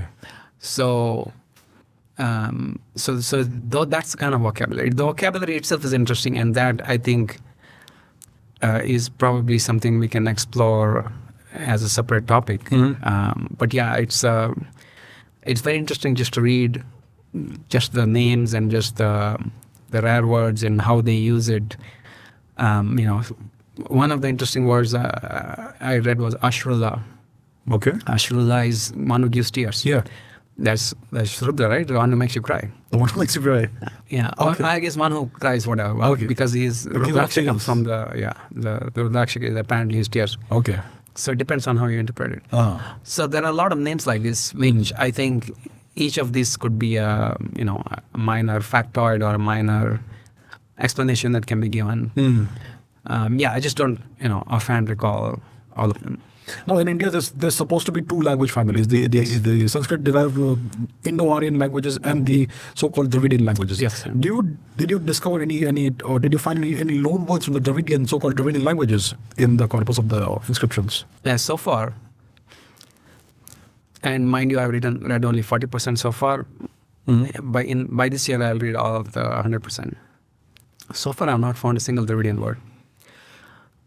In the inscriptions that are found in Indus Valley, in the Indian subcontinent, they're all Sanskrit. The inscriptions that are in the Mesopotamia, Bahrain, they have some Akkadian and Sumerian words also. I see. Because that technology was exported, and initially the seals had the Sanskrit words, and then they used that script to write their own language. By the way, even before my decipherment, this had been pointed out by other researchers that the patterns in the Mesopotamian seals are different. They are a different language. Okay, that was noticed. Yeah, it was noticed because they contain patterns that are very unusual. So we were able to read that as Akkadian and Sumerian. So Dravidian, I've not found any word, and maybe we'll find it. But even in the Brahmis inscriptions in Tamil Nadu, you find some Sanskrit words. Okay. Right. The Indus inscriptions in Tamil Nadu are not complete, so I cannot actually read them whether they're Tamil or not. Okay. Maybe they find some more, or I've not seen all the papers. And when they arise, I will look at them. But for example, in the Brahmi inscriptions in Tamil Nadu, they use a sha, like the in Kashta.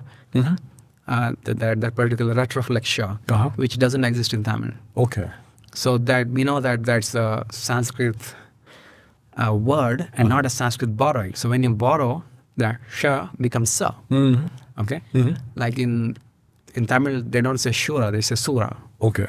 Okay. So that's how we know that it's actual Sanskrit word. There were Sanskrit speaking people there. Okay. So so far I've not found any Tamil word, and my conjecture from that, if we don't find in the rest of the corpus, is that when the Indus Valley collapsed, people moved south. They essentially Sanskritized and they adopted the Dravidian language from there. So, what do you think of it is said that India has had two parallel civilizations, essentially, two parallel cultures, the South Indian culture and the North Indian culture. Do you think that is correct? I think we've always been an integrated civilization. Right. Now, I can answer that question. So even in the oldest signs of writing and iconography in South India, you find the black book. The black book. So black book is the sign of the Indian civilization, so you find it there. Even in the oldest writings, you see Indus script. And Brahmi, which is a standardized Indus, you find it there. You find Sanskrit there. So I don't see any signs of something that is different in terms of culture. You look at the pots and pans, everything, it's the same civilization. And it's not just me saying that, it's the current government of Tamil Nadu, which is, they have certain political views and everything. They themselves have admitted that the ancient civilization in Tamil Nadu is the same as Indus Valley. So it is the same civilization. And the whole, even before like the 19th century, it wasn't even a thing that people didn't even think that there is a different civilization. Everything was one. Yeah. Think about it. Ramayana happens in South India, right? Mahabharata happens in North India, And Madurai is named after Mathura. Is it so? Yes. Okay, that's Yes. interesting. See, the and tha is the same in Tamil. So Madurai is named after Mathura. Yes. Wow, I had never Yeah. thought of that. Okay. Yeah, yeah. So it is all, it was completely integrated. Mm. And before the politics, nobody thought of it. I have not seen any discussion of in South India where they thought they were different. Mm.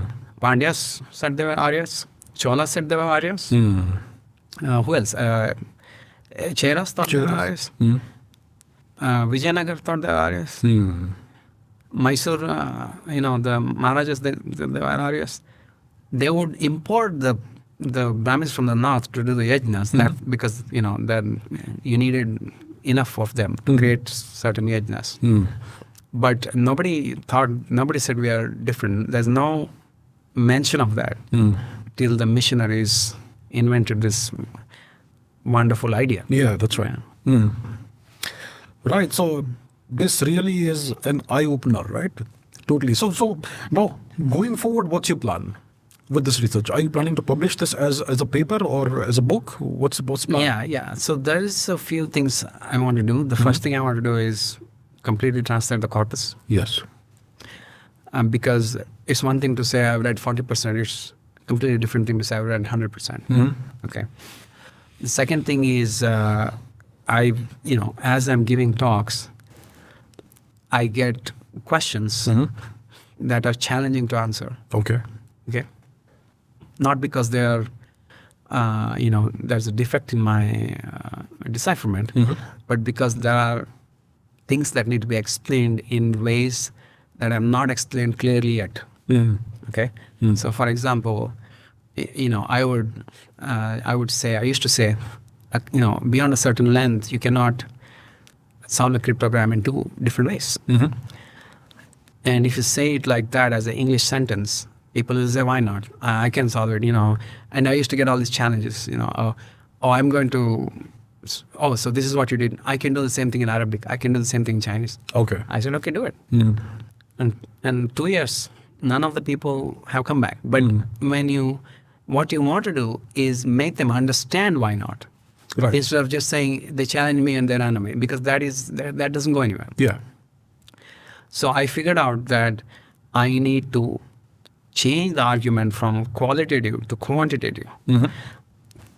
And I have to establish the model of the quantitative as a mathematical model and as in a way that most people would understand. So the other thing I wanted was I didn't want my paper to be something that only experts can really understand. And everyone has to say, I Googled it and Professor X said this is good, Professor Y said this is bad. Because what happens in humanities, there will always be people who say this is wrong. Yes. Like you could do anything at all. You'll find people who say this. That's is right. So I wanted so this is the hard part. Decipherment, of course, is hard. No one has done it for 100 years. It is hard, but I'll tell you what is harder is to write the paper in a way that ordinary people will understand. And that is what I want. When ordinary people understand what is decipherment, how it works, and why this is correct, the mathematical basis for it, then I think the people will have confidence with their view. They won't be easily bamboozled by experts saying, oh, that guy is, he doesn't know what he's doing. His paper is dubious, this and that. Because that does happen a lot. You've seen it with, some of our Indic people when they... Yeah. So I wanted that to be a rock solid mathematical foundation. And so I had to explain, the various findings. And so one of the early criticisms I got from the humanities professors is that why would Harappans write this? Okay. There's some translation. They said, why would Harappans write this? That is called an argument from incredulity. Okay. Because what they're saying is, if I was Harappan, I would have written better things. Or when they see all these multiple symbols having the same value, why would they have so many symbols? Now, those are called allographs. Even English has allographs. Mayan, for example, has many allographs for the same symbol. Like for U, they have 10 symbols. Yeah. It's very common in old scripts to be inefficient. Okay. There are many inefficiencies in Bronze Age scripts. But people, when they look at something, they have 4,000 years of hindsight behind it. Yeah. But they don't know that. They don't have that they don't have the awareness. They say, why would they do this? Yeah. So all arguments from incredulity come from a place of ignorance. Like there's some knowledge they're missing. So the knowledge they're missing for allographs is, for example, that many old scripts have allographs for the same symbol. When this professor said, why would Harappans write this? I said, okay, I got to look into this. I need because I know there's an argument from incredulity. I can just point out there's a logical fallacy and stop answering it. But what happens is, when ordinary people hear it from experts, Yeah. they can come under their spell and say, well, Professor so-and-so has said, why would Harappans write this? That's right. Oh, why would Harappans write this? So I needed I needed that to be meaningful. I needed the reading to be meaningful. So fortunately, there's a particular inscription that says, essentially, it talks about calming the arrows of Shiva, like the red-bodied one. That's the English translation. And one of the things I had to do, because of all these names of Rudra were new, I had to look for names of Rudra, which matches. So I looked in, I searched Google for 1,000 names of Rudra and so on. And eventually someone told me, look at Sri Rudram. His entire names are there. Okay. And in Sri Rudram, the first Anuvaka itself, the first section itself says, the red-bodied one whose arrows are calmed. So I was like, this is the same phrase essentially, written more compact, but it's the same phrase. So maybe I should look at all 50 long ones, see if there's some similar idea in like other Vedic texts. Yeah. So I thought I would find about 6 or 7, my guess. I found every one of the 50 in Rigveda except this particular one from Sri Rudram, which is, eventually Yajurveda borrows from Rigveda. So I found all of that. And I said, if you are saying, why would Harappans write this? Here's why. Why would Vedics write Vedas? Yeah, there you go. The same reason. Yeah. Then same guy said, but why would they write the shortened versions? Why don't they write it verbatim? Obviously to save space. Yeah, you're writing on hard material.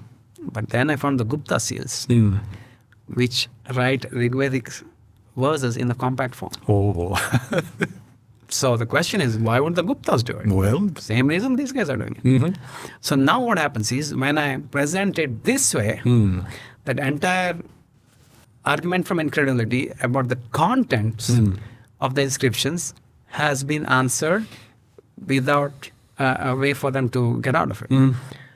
And there is, there was also the question of why there are so many, the reason they ask it is they don't know about scripts. The people who ask these questions, they're allegedly experts in all of these things.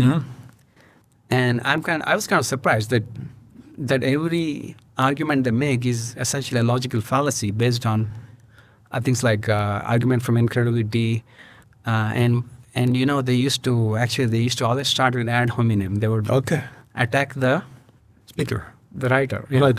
Yeah. Okay. With the Talagiri, they said, I don't know. He's a bank clerk. What is it? Man clerk, that's right. Right? So fortunately, and because of that, I was anonymous. They couldn't say anything about me. They don't know anything about me. Yes. So I had eliminated that entire thing that way. And so they were left with the argument from incredulity. And there's also, there are other stuff also, other logical fallacies also. But I realized I have to address these things. Okay. So I address most of these things. And some of those things I can address based on the materials I found and other inscriptions, and many of the things I can address through mathematics. Now, mine is the only mathematical decipherment. Yes. And the things that I've used, they're not obscure mathematical papers. Shannon's paper is the most cited mathematical paper in history. Yes. Almost 75,000 citations. Citations. So imagine how many people have viewed it. Yes. And even now, as we speak, the citations are going to increase. They will. Yeah.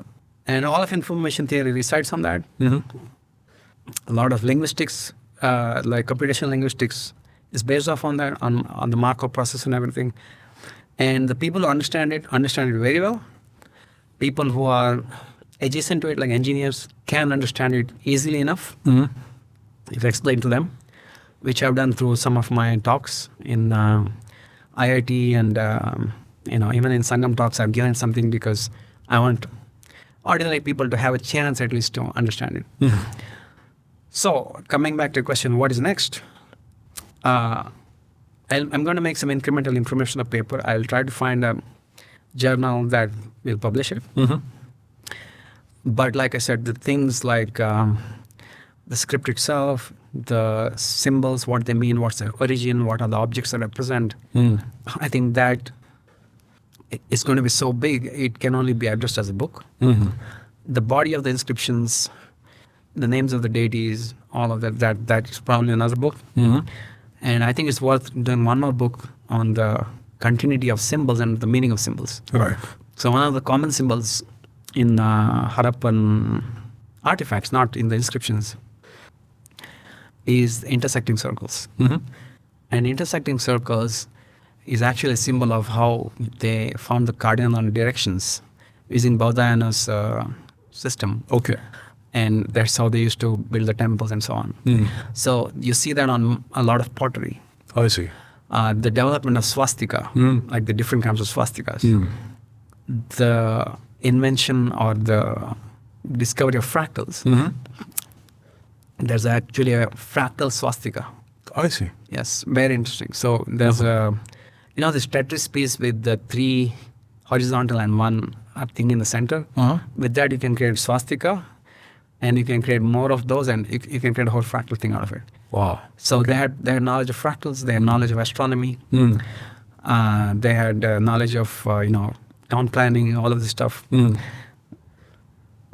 how that continues into present culture, right? So, for example, women wear the same kind of jewelry. Similar, of course, it's a little more. The sculptures are crude, but the choker, the long thing, sindoor, all of that stuff.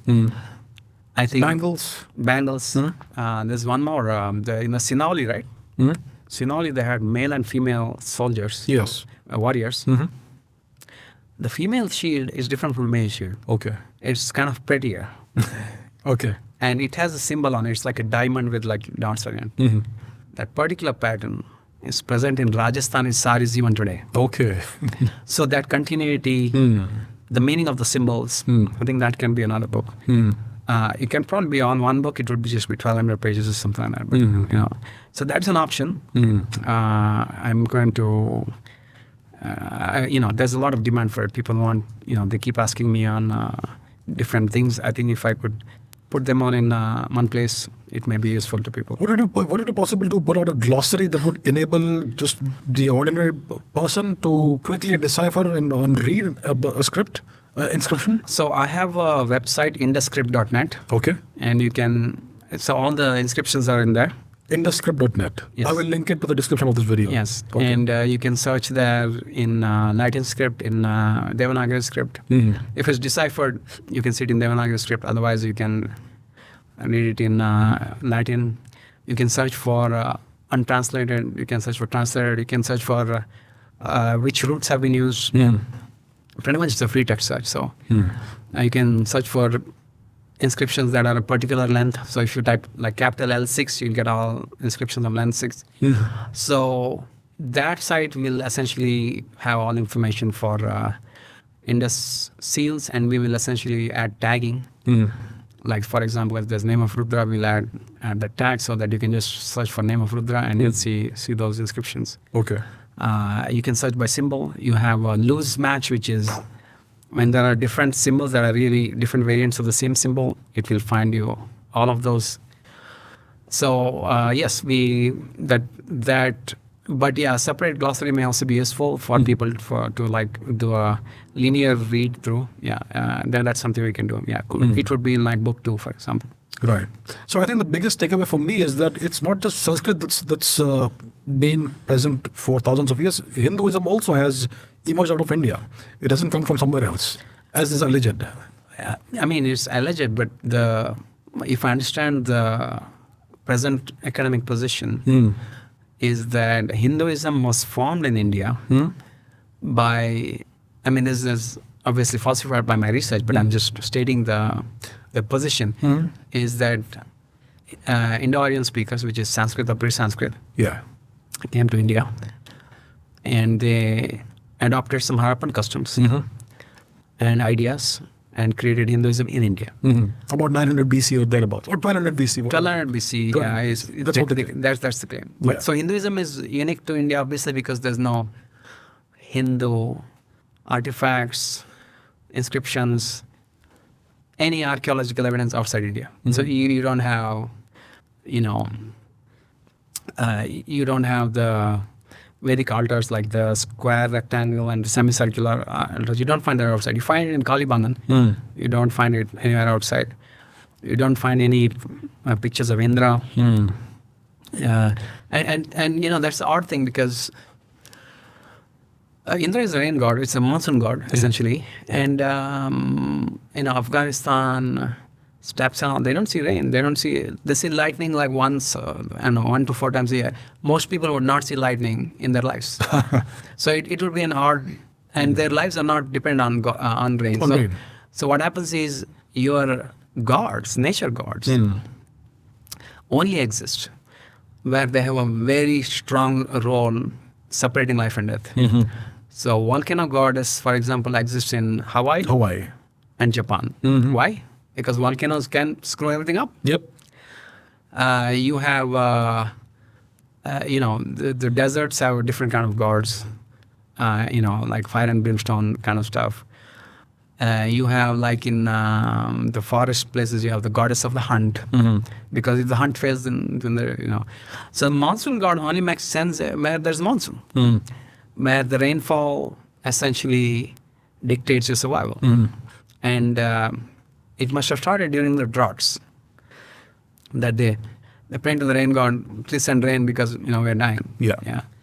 So it doesn't make sense. Like if you look at all the iconography, the mountains, like the word for heavens is mountain. Mountain is like stone, asman, right? Ashman, right? Ashman is the heaven. But that means the gods resided in mountains that are above the clouds, which doesn't exist in a lot of places. So it exists near the Himalayas. Yes. Dawn racing over the glowing mountains in the east. So that means mountains are to the east, which is in Haryana. Yeah. In the steppes, the mountains, the Urals are to the west. They wouldn't have dawn goddess, they would have a dusk goddess.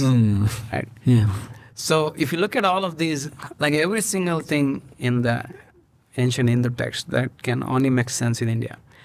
So this is why they said, okay, they brought the language, they kind of copy-pasted everything and created this, which, I mean, it's absurd for various reasons. One is the timeline itself.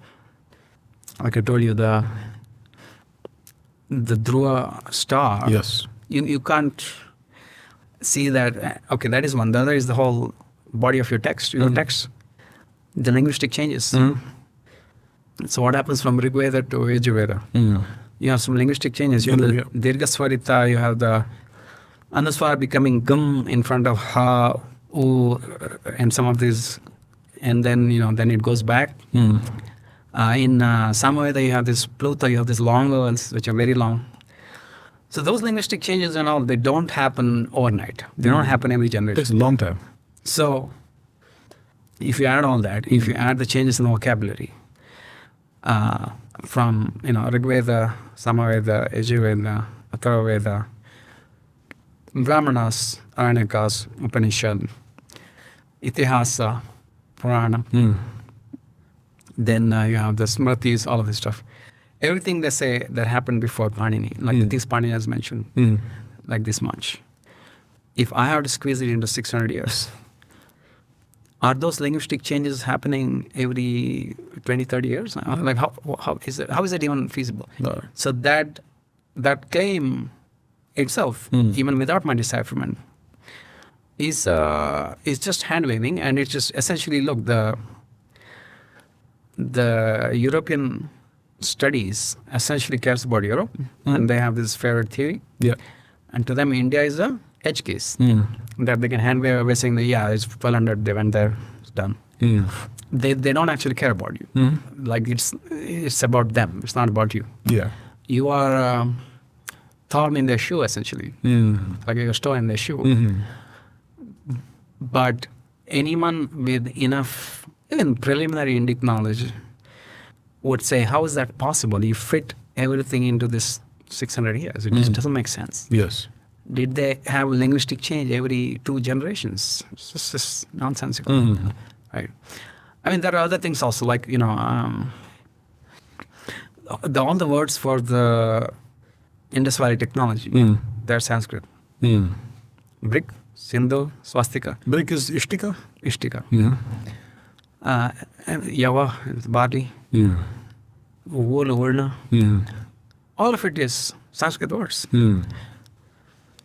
So did they just tell everybody to, we're creating 100,000 new words, everybody forget the old words? I mean, it's just... so it has to be a series of nonsensical things to have happened in India in a very short time by a very small number of people for this to be to have any meaning, right? And I ask this, I ask the question, just play in your mind, like reconstruct whatever you're claiming, and let's see how you can do it. You're in the steps. What was the situation in the steps? Everybody was in a group of 20 to 200. Average size is 20. Is 70. 70, okay. And herders generally have a animal to human ratio of 3:1. So you have about 100 to 400 animals. You're herding them. Steppers are vast. They're huge. Yes. So you never see another person. You never see another tribe. And you see, when they draw the areas of the cultures, they're all overlapping. Why? Because you don't see them. You cross into others, but you may never see You never meet them, yeah. And so now you're hurting people around you. When you meet someone, some other group, usually there's a battle over the animals, because this guy will say, that's my animal. And he'll say, no, it's my animal. Yeah. There's a little fight. So they generally avoided each other. And if you see each of these cultures, they're completely different in terms of their clothes, their weapons they traded, so it's kind of similar. But they are essentially the pottery, everything's different. So they were not a uniform culture. They were all different cultures. They were isolated. Now, how do you decide, hey, I'm going to go across the whole steppes from essentially Western Ukraine, where the forest steppe starts, to Mongolia or wherever, collect everybody. How are you going to do that? Okay. Then, let's say you figure out a way. Then you say, okay, we have to go invade India, right? You have to convince every group of 20, 70 people. Okay? And then you say, okay, we're going to leave our women behind. And we're going to leave our animals behind. Because remember, there's no evidence of steppe animals ever coming into India. That's right. Okay. There's no evidence of steppe clothes coming into India. So they leave their clothes behind also. And there's no evidence of steppe transportation, chariot, cart, nothing. Yeah. So they walk naked, basically, only the men. And they cross the Hindu Kush. Now, anyone seen the map of Hindu Kush? It's so many square million kilometers of maze. So mountain passes are not apparent. People get lost in them. Yeah. So even as far as the 19th century or 20th century, when they wanted to create highways in the United States, they had to get Native Americans to tell where are the passes to create the highways. You just can't waltz into it. So they didn't have GPS, nothing. So these guys somehow walked in, and I don't know, so even if every male walked in, there's, 5,000 males, Well, I guess the babies and the old people wouldn't be able to fight. Naked, yeah. So about 2,000 men walked in. And there are 10,000 sites, right? Oh, no, there's 1,000 sites. But including forest and all of this, there must be quite a lot of villages to address. So they went everywhere. And there's no sign of battle, right? No battles at all? No. So they have to tell everyone, hey. Convince them, hey, what you're doing is cool. Swastika is cool. Sindoor is cool. We'll continue all of that. But we want to rename all this stuff to our language. Yeah. Now, how do you even tell them if you don't know their language? Right? How are you going to, imagine you go to a place where it's a different language, you know nothing, you don't know how to speak to them. How are you going to convince them, hey, from tomorrow, these 100,000 things you have, navigation, boards, farming equipment, crops, administration, weights and measures, scales, royal seals, geography, names of rivers, like literally 100,000. Especially. 100,000 things. You're going to tell everyone, hey, I thought of 100,000 new different names. Yeah. I want you to completely forget your old names. Like whatever you've written, I want it erased. I want you to never mention these old words again. I want you to use these new words. And, I'm naked and we're a bunch of guys.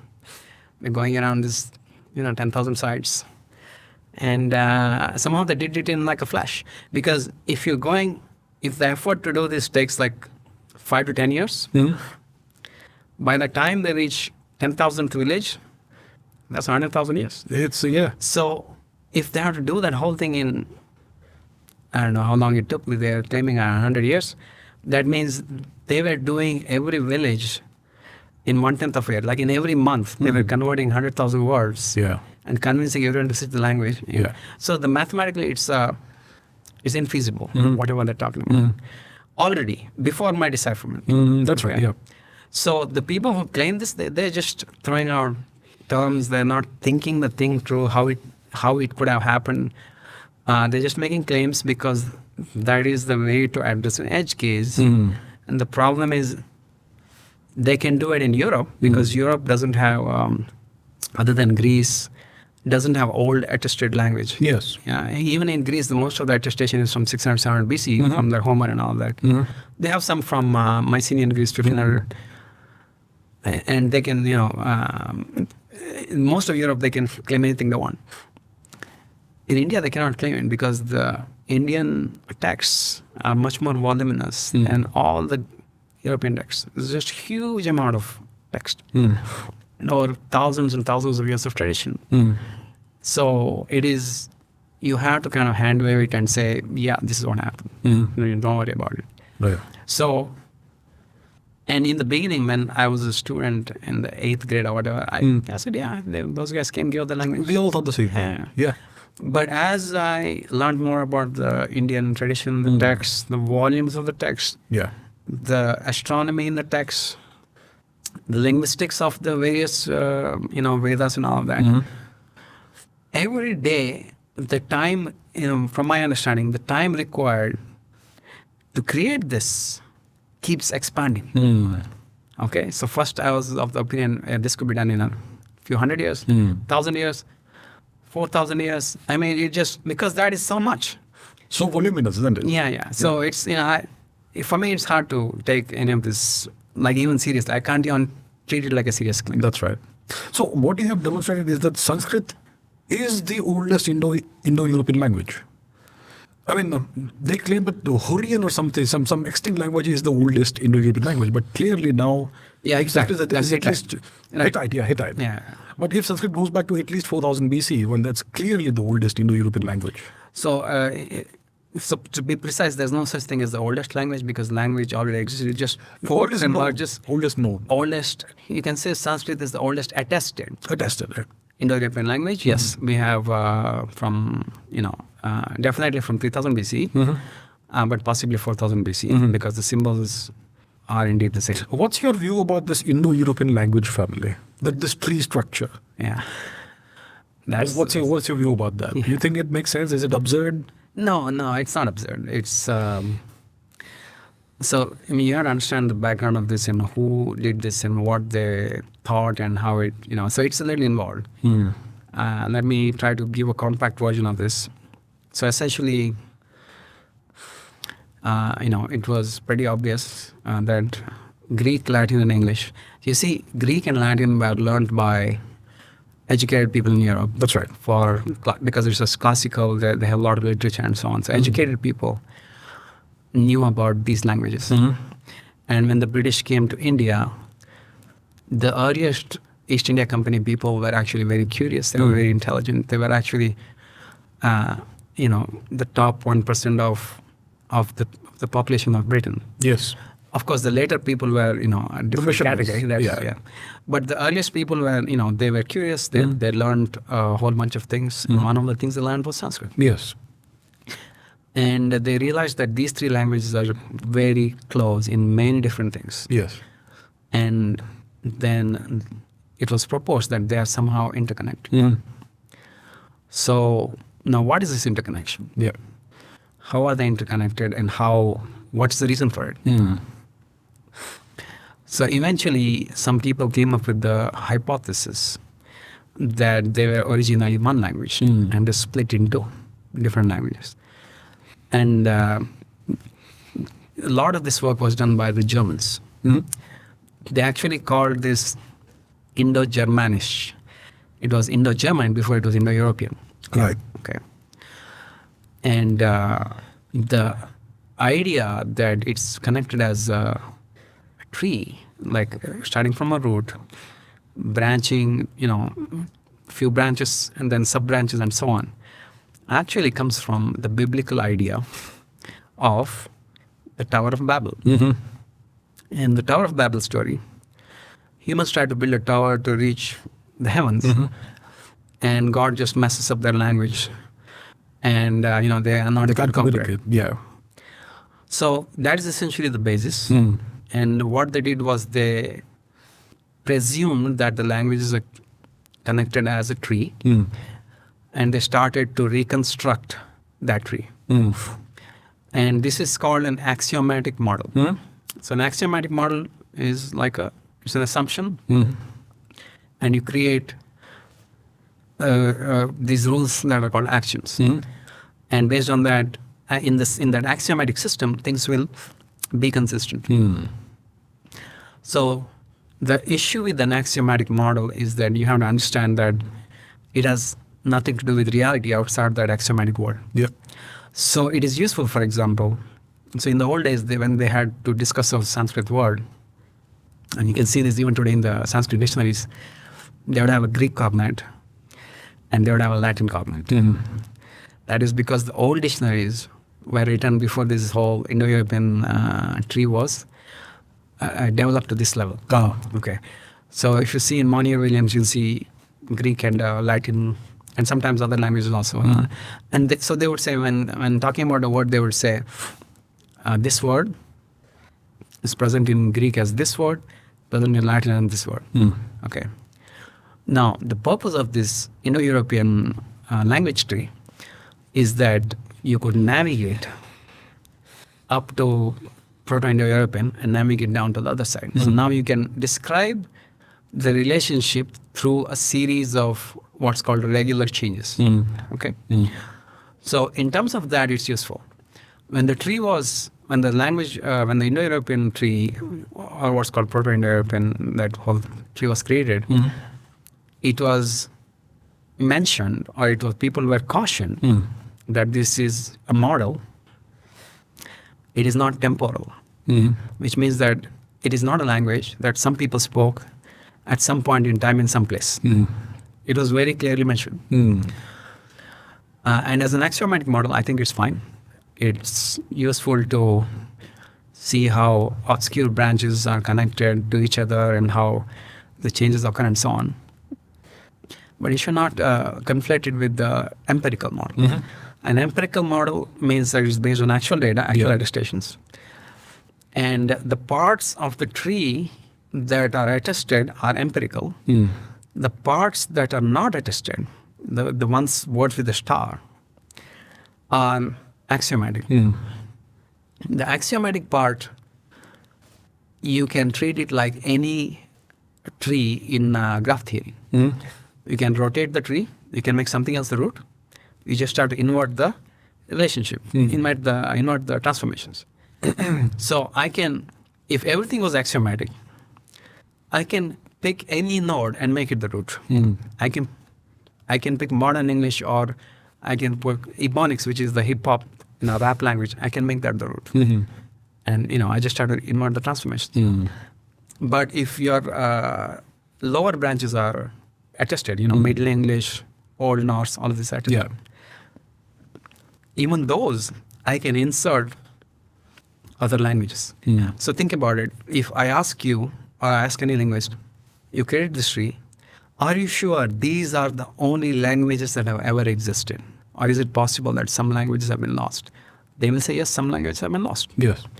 So that means, what does this, when you say there's a Proto-Italic or Proto-Celtic Italic or whatever, so what does that represent? Does it have any information from the lost trees? They have to say yes.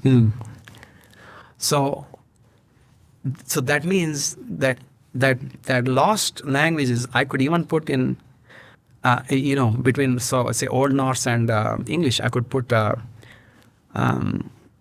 lost language. It's just not attested. Yes. Right. So you can play around with the tree and you can make anything the root. So you have to understand that unless something is attested, that part is not real. Now, what happens with the Indus script? This is an attestation. It is. So if Sanskrit is attested in 3000 BC, this language model needs to be updated. Yeah. So, and the issue with this tree model is that it doesn't work on its own.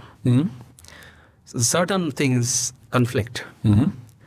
Right? So for example, Greek and Sanskrit have the same kind of conjugations. Balto-Slavic and Indo-Aryan have satemization. These are all these linguistic features. But you can't put them all in a coherent tree. So they came up with this thing called the wave model. The wave model. Wave model or aerial features. The wave model, the idea is that something happens, like there's an idea or concept. Let's take plural as an example. This is not a realistic example, but it's easier to explain. So imagine there's no plurals. Okay. And one language invents plurals. Okay. So that other people can, hear about it and say, oh, that's a great concept. It's useful. Let me add plurals. Let me add ES or whatever to make it. And that idea spreads. Yeah. Okay. So same thing with conjugations and so on. Like there's a past perfect. Oh, he just added this little suffix and it gave this new meaning. It can move on. So aerial feature is kind of similar that, it developed in an area, and as the people in that area moved, it spread out. So it needs the support of these two to be feasible. Okay. The issue is, if you have this, you don't need the tree. If you don't need the tree, that doesn't need to be an origin. That doesn't need to be a homeland. So that can explain how languages spread without having any archaeological evidence of any people moving in. So these things will take time to decide, to figure out. Maybe we'll learn the origin. I mean, whether there was an origin language, all that. But yeah, so tremendous work that you've done. Is there anything you would like to say to the viewers at the end? Yeah, please follow my work. If you have any questions, if you have difficulty understanding something, please bring it to me. I want to make this as easy for you to understand.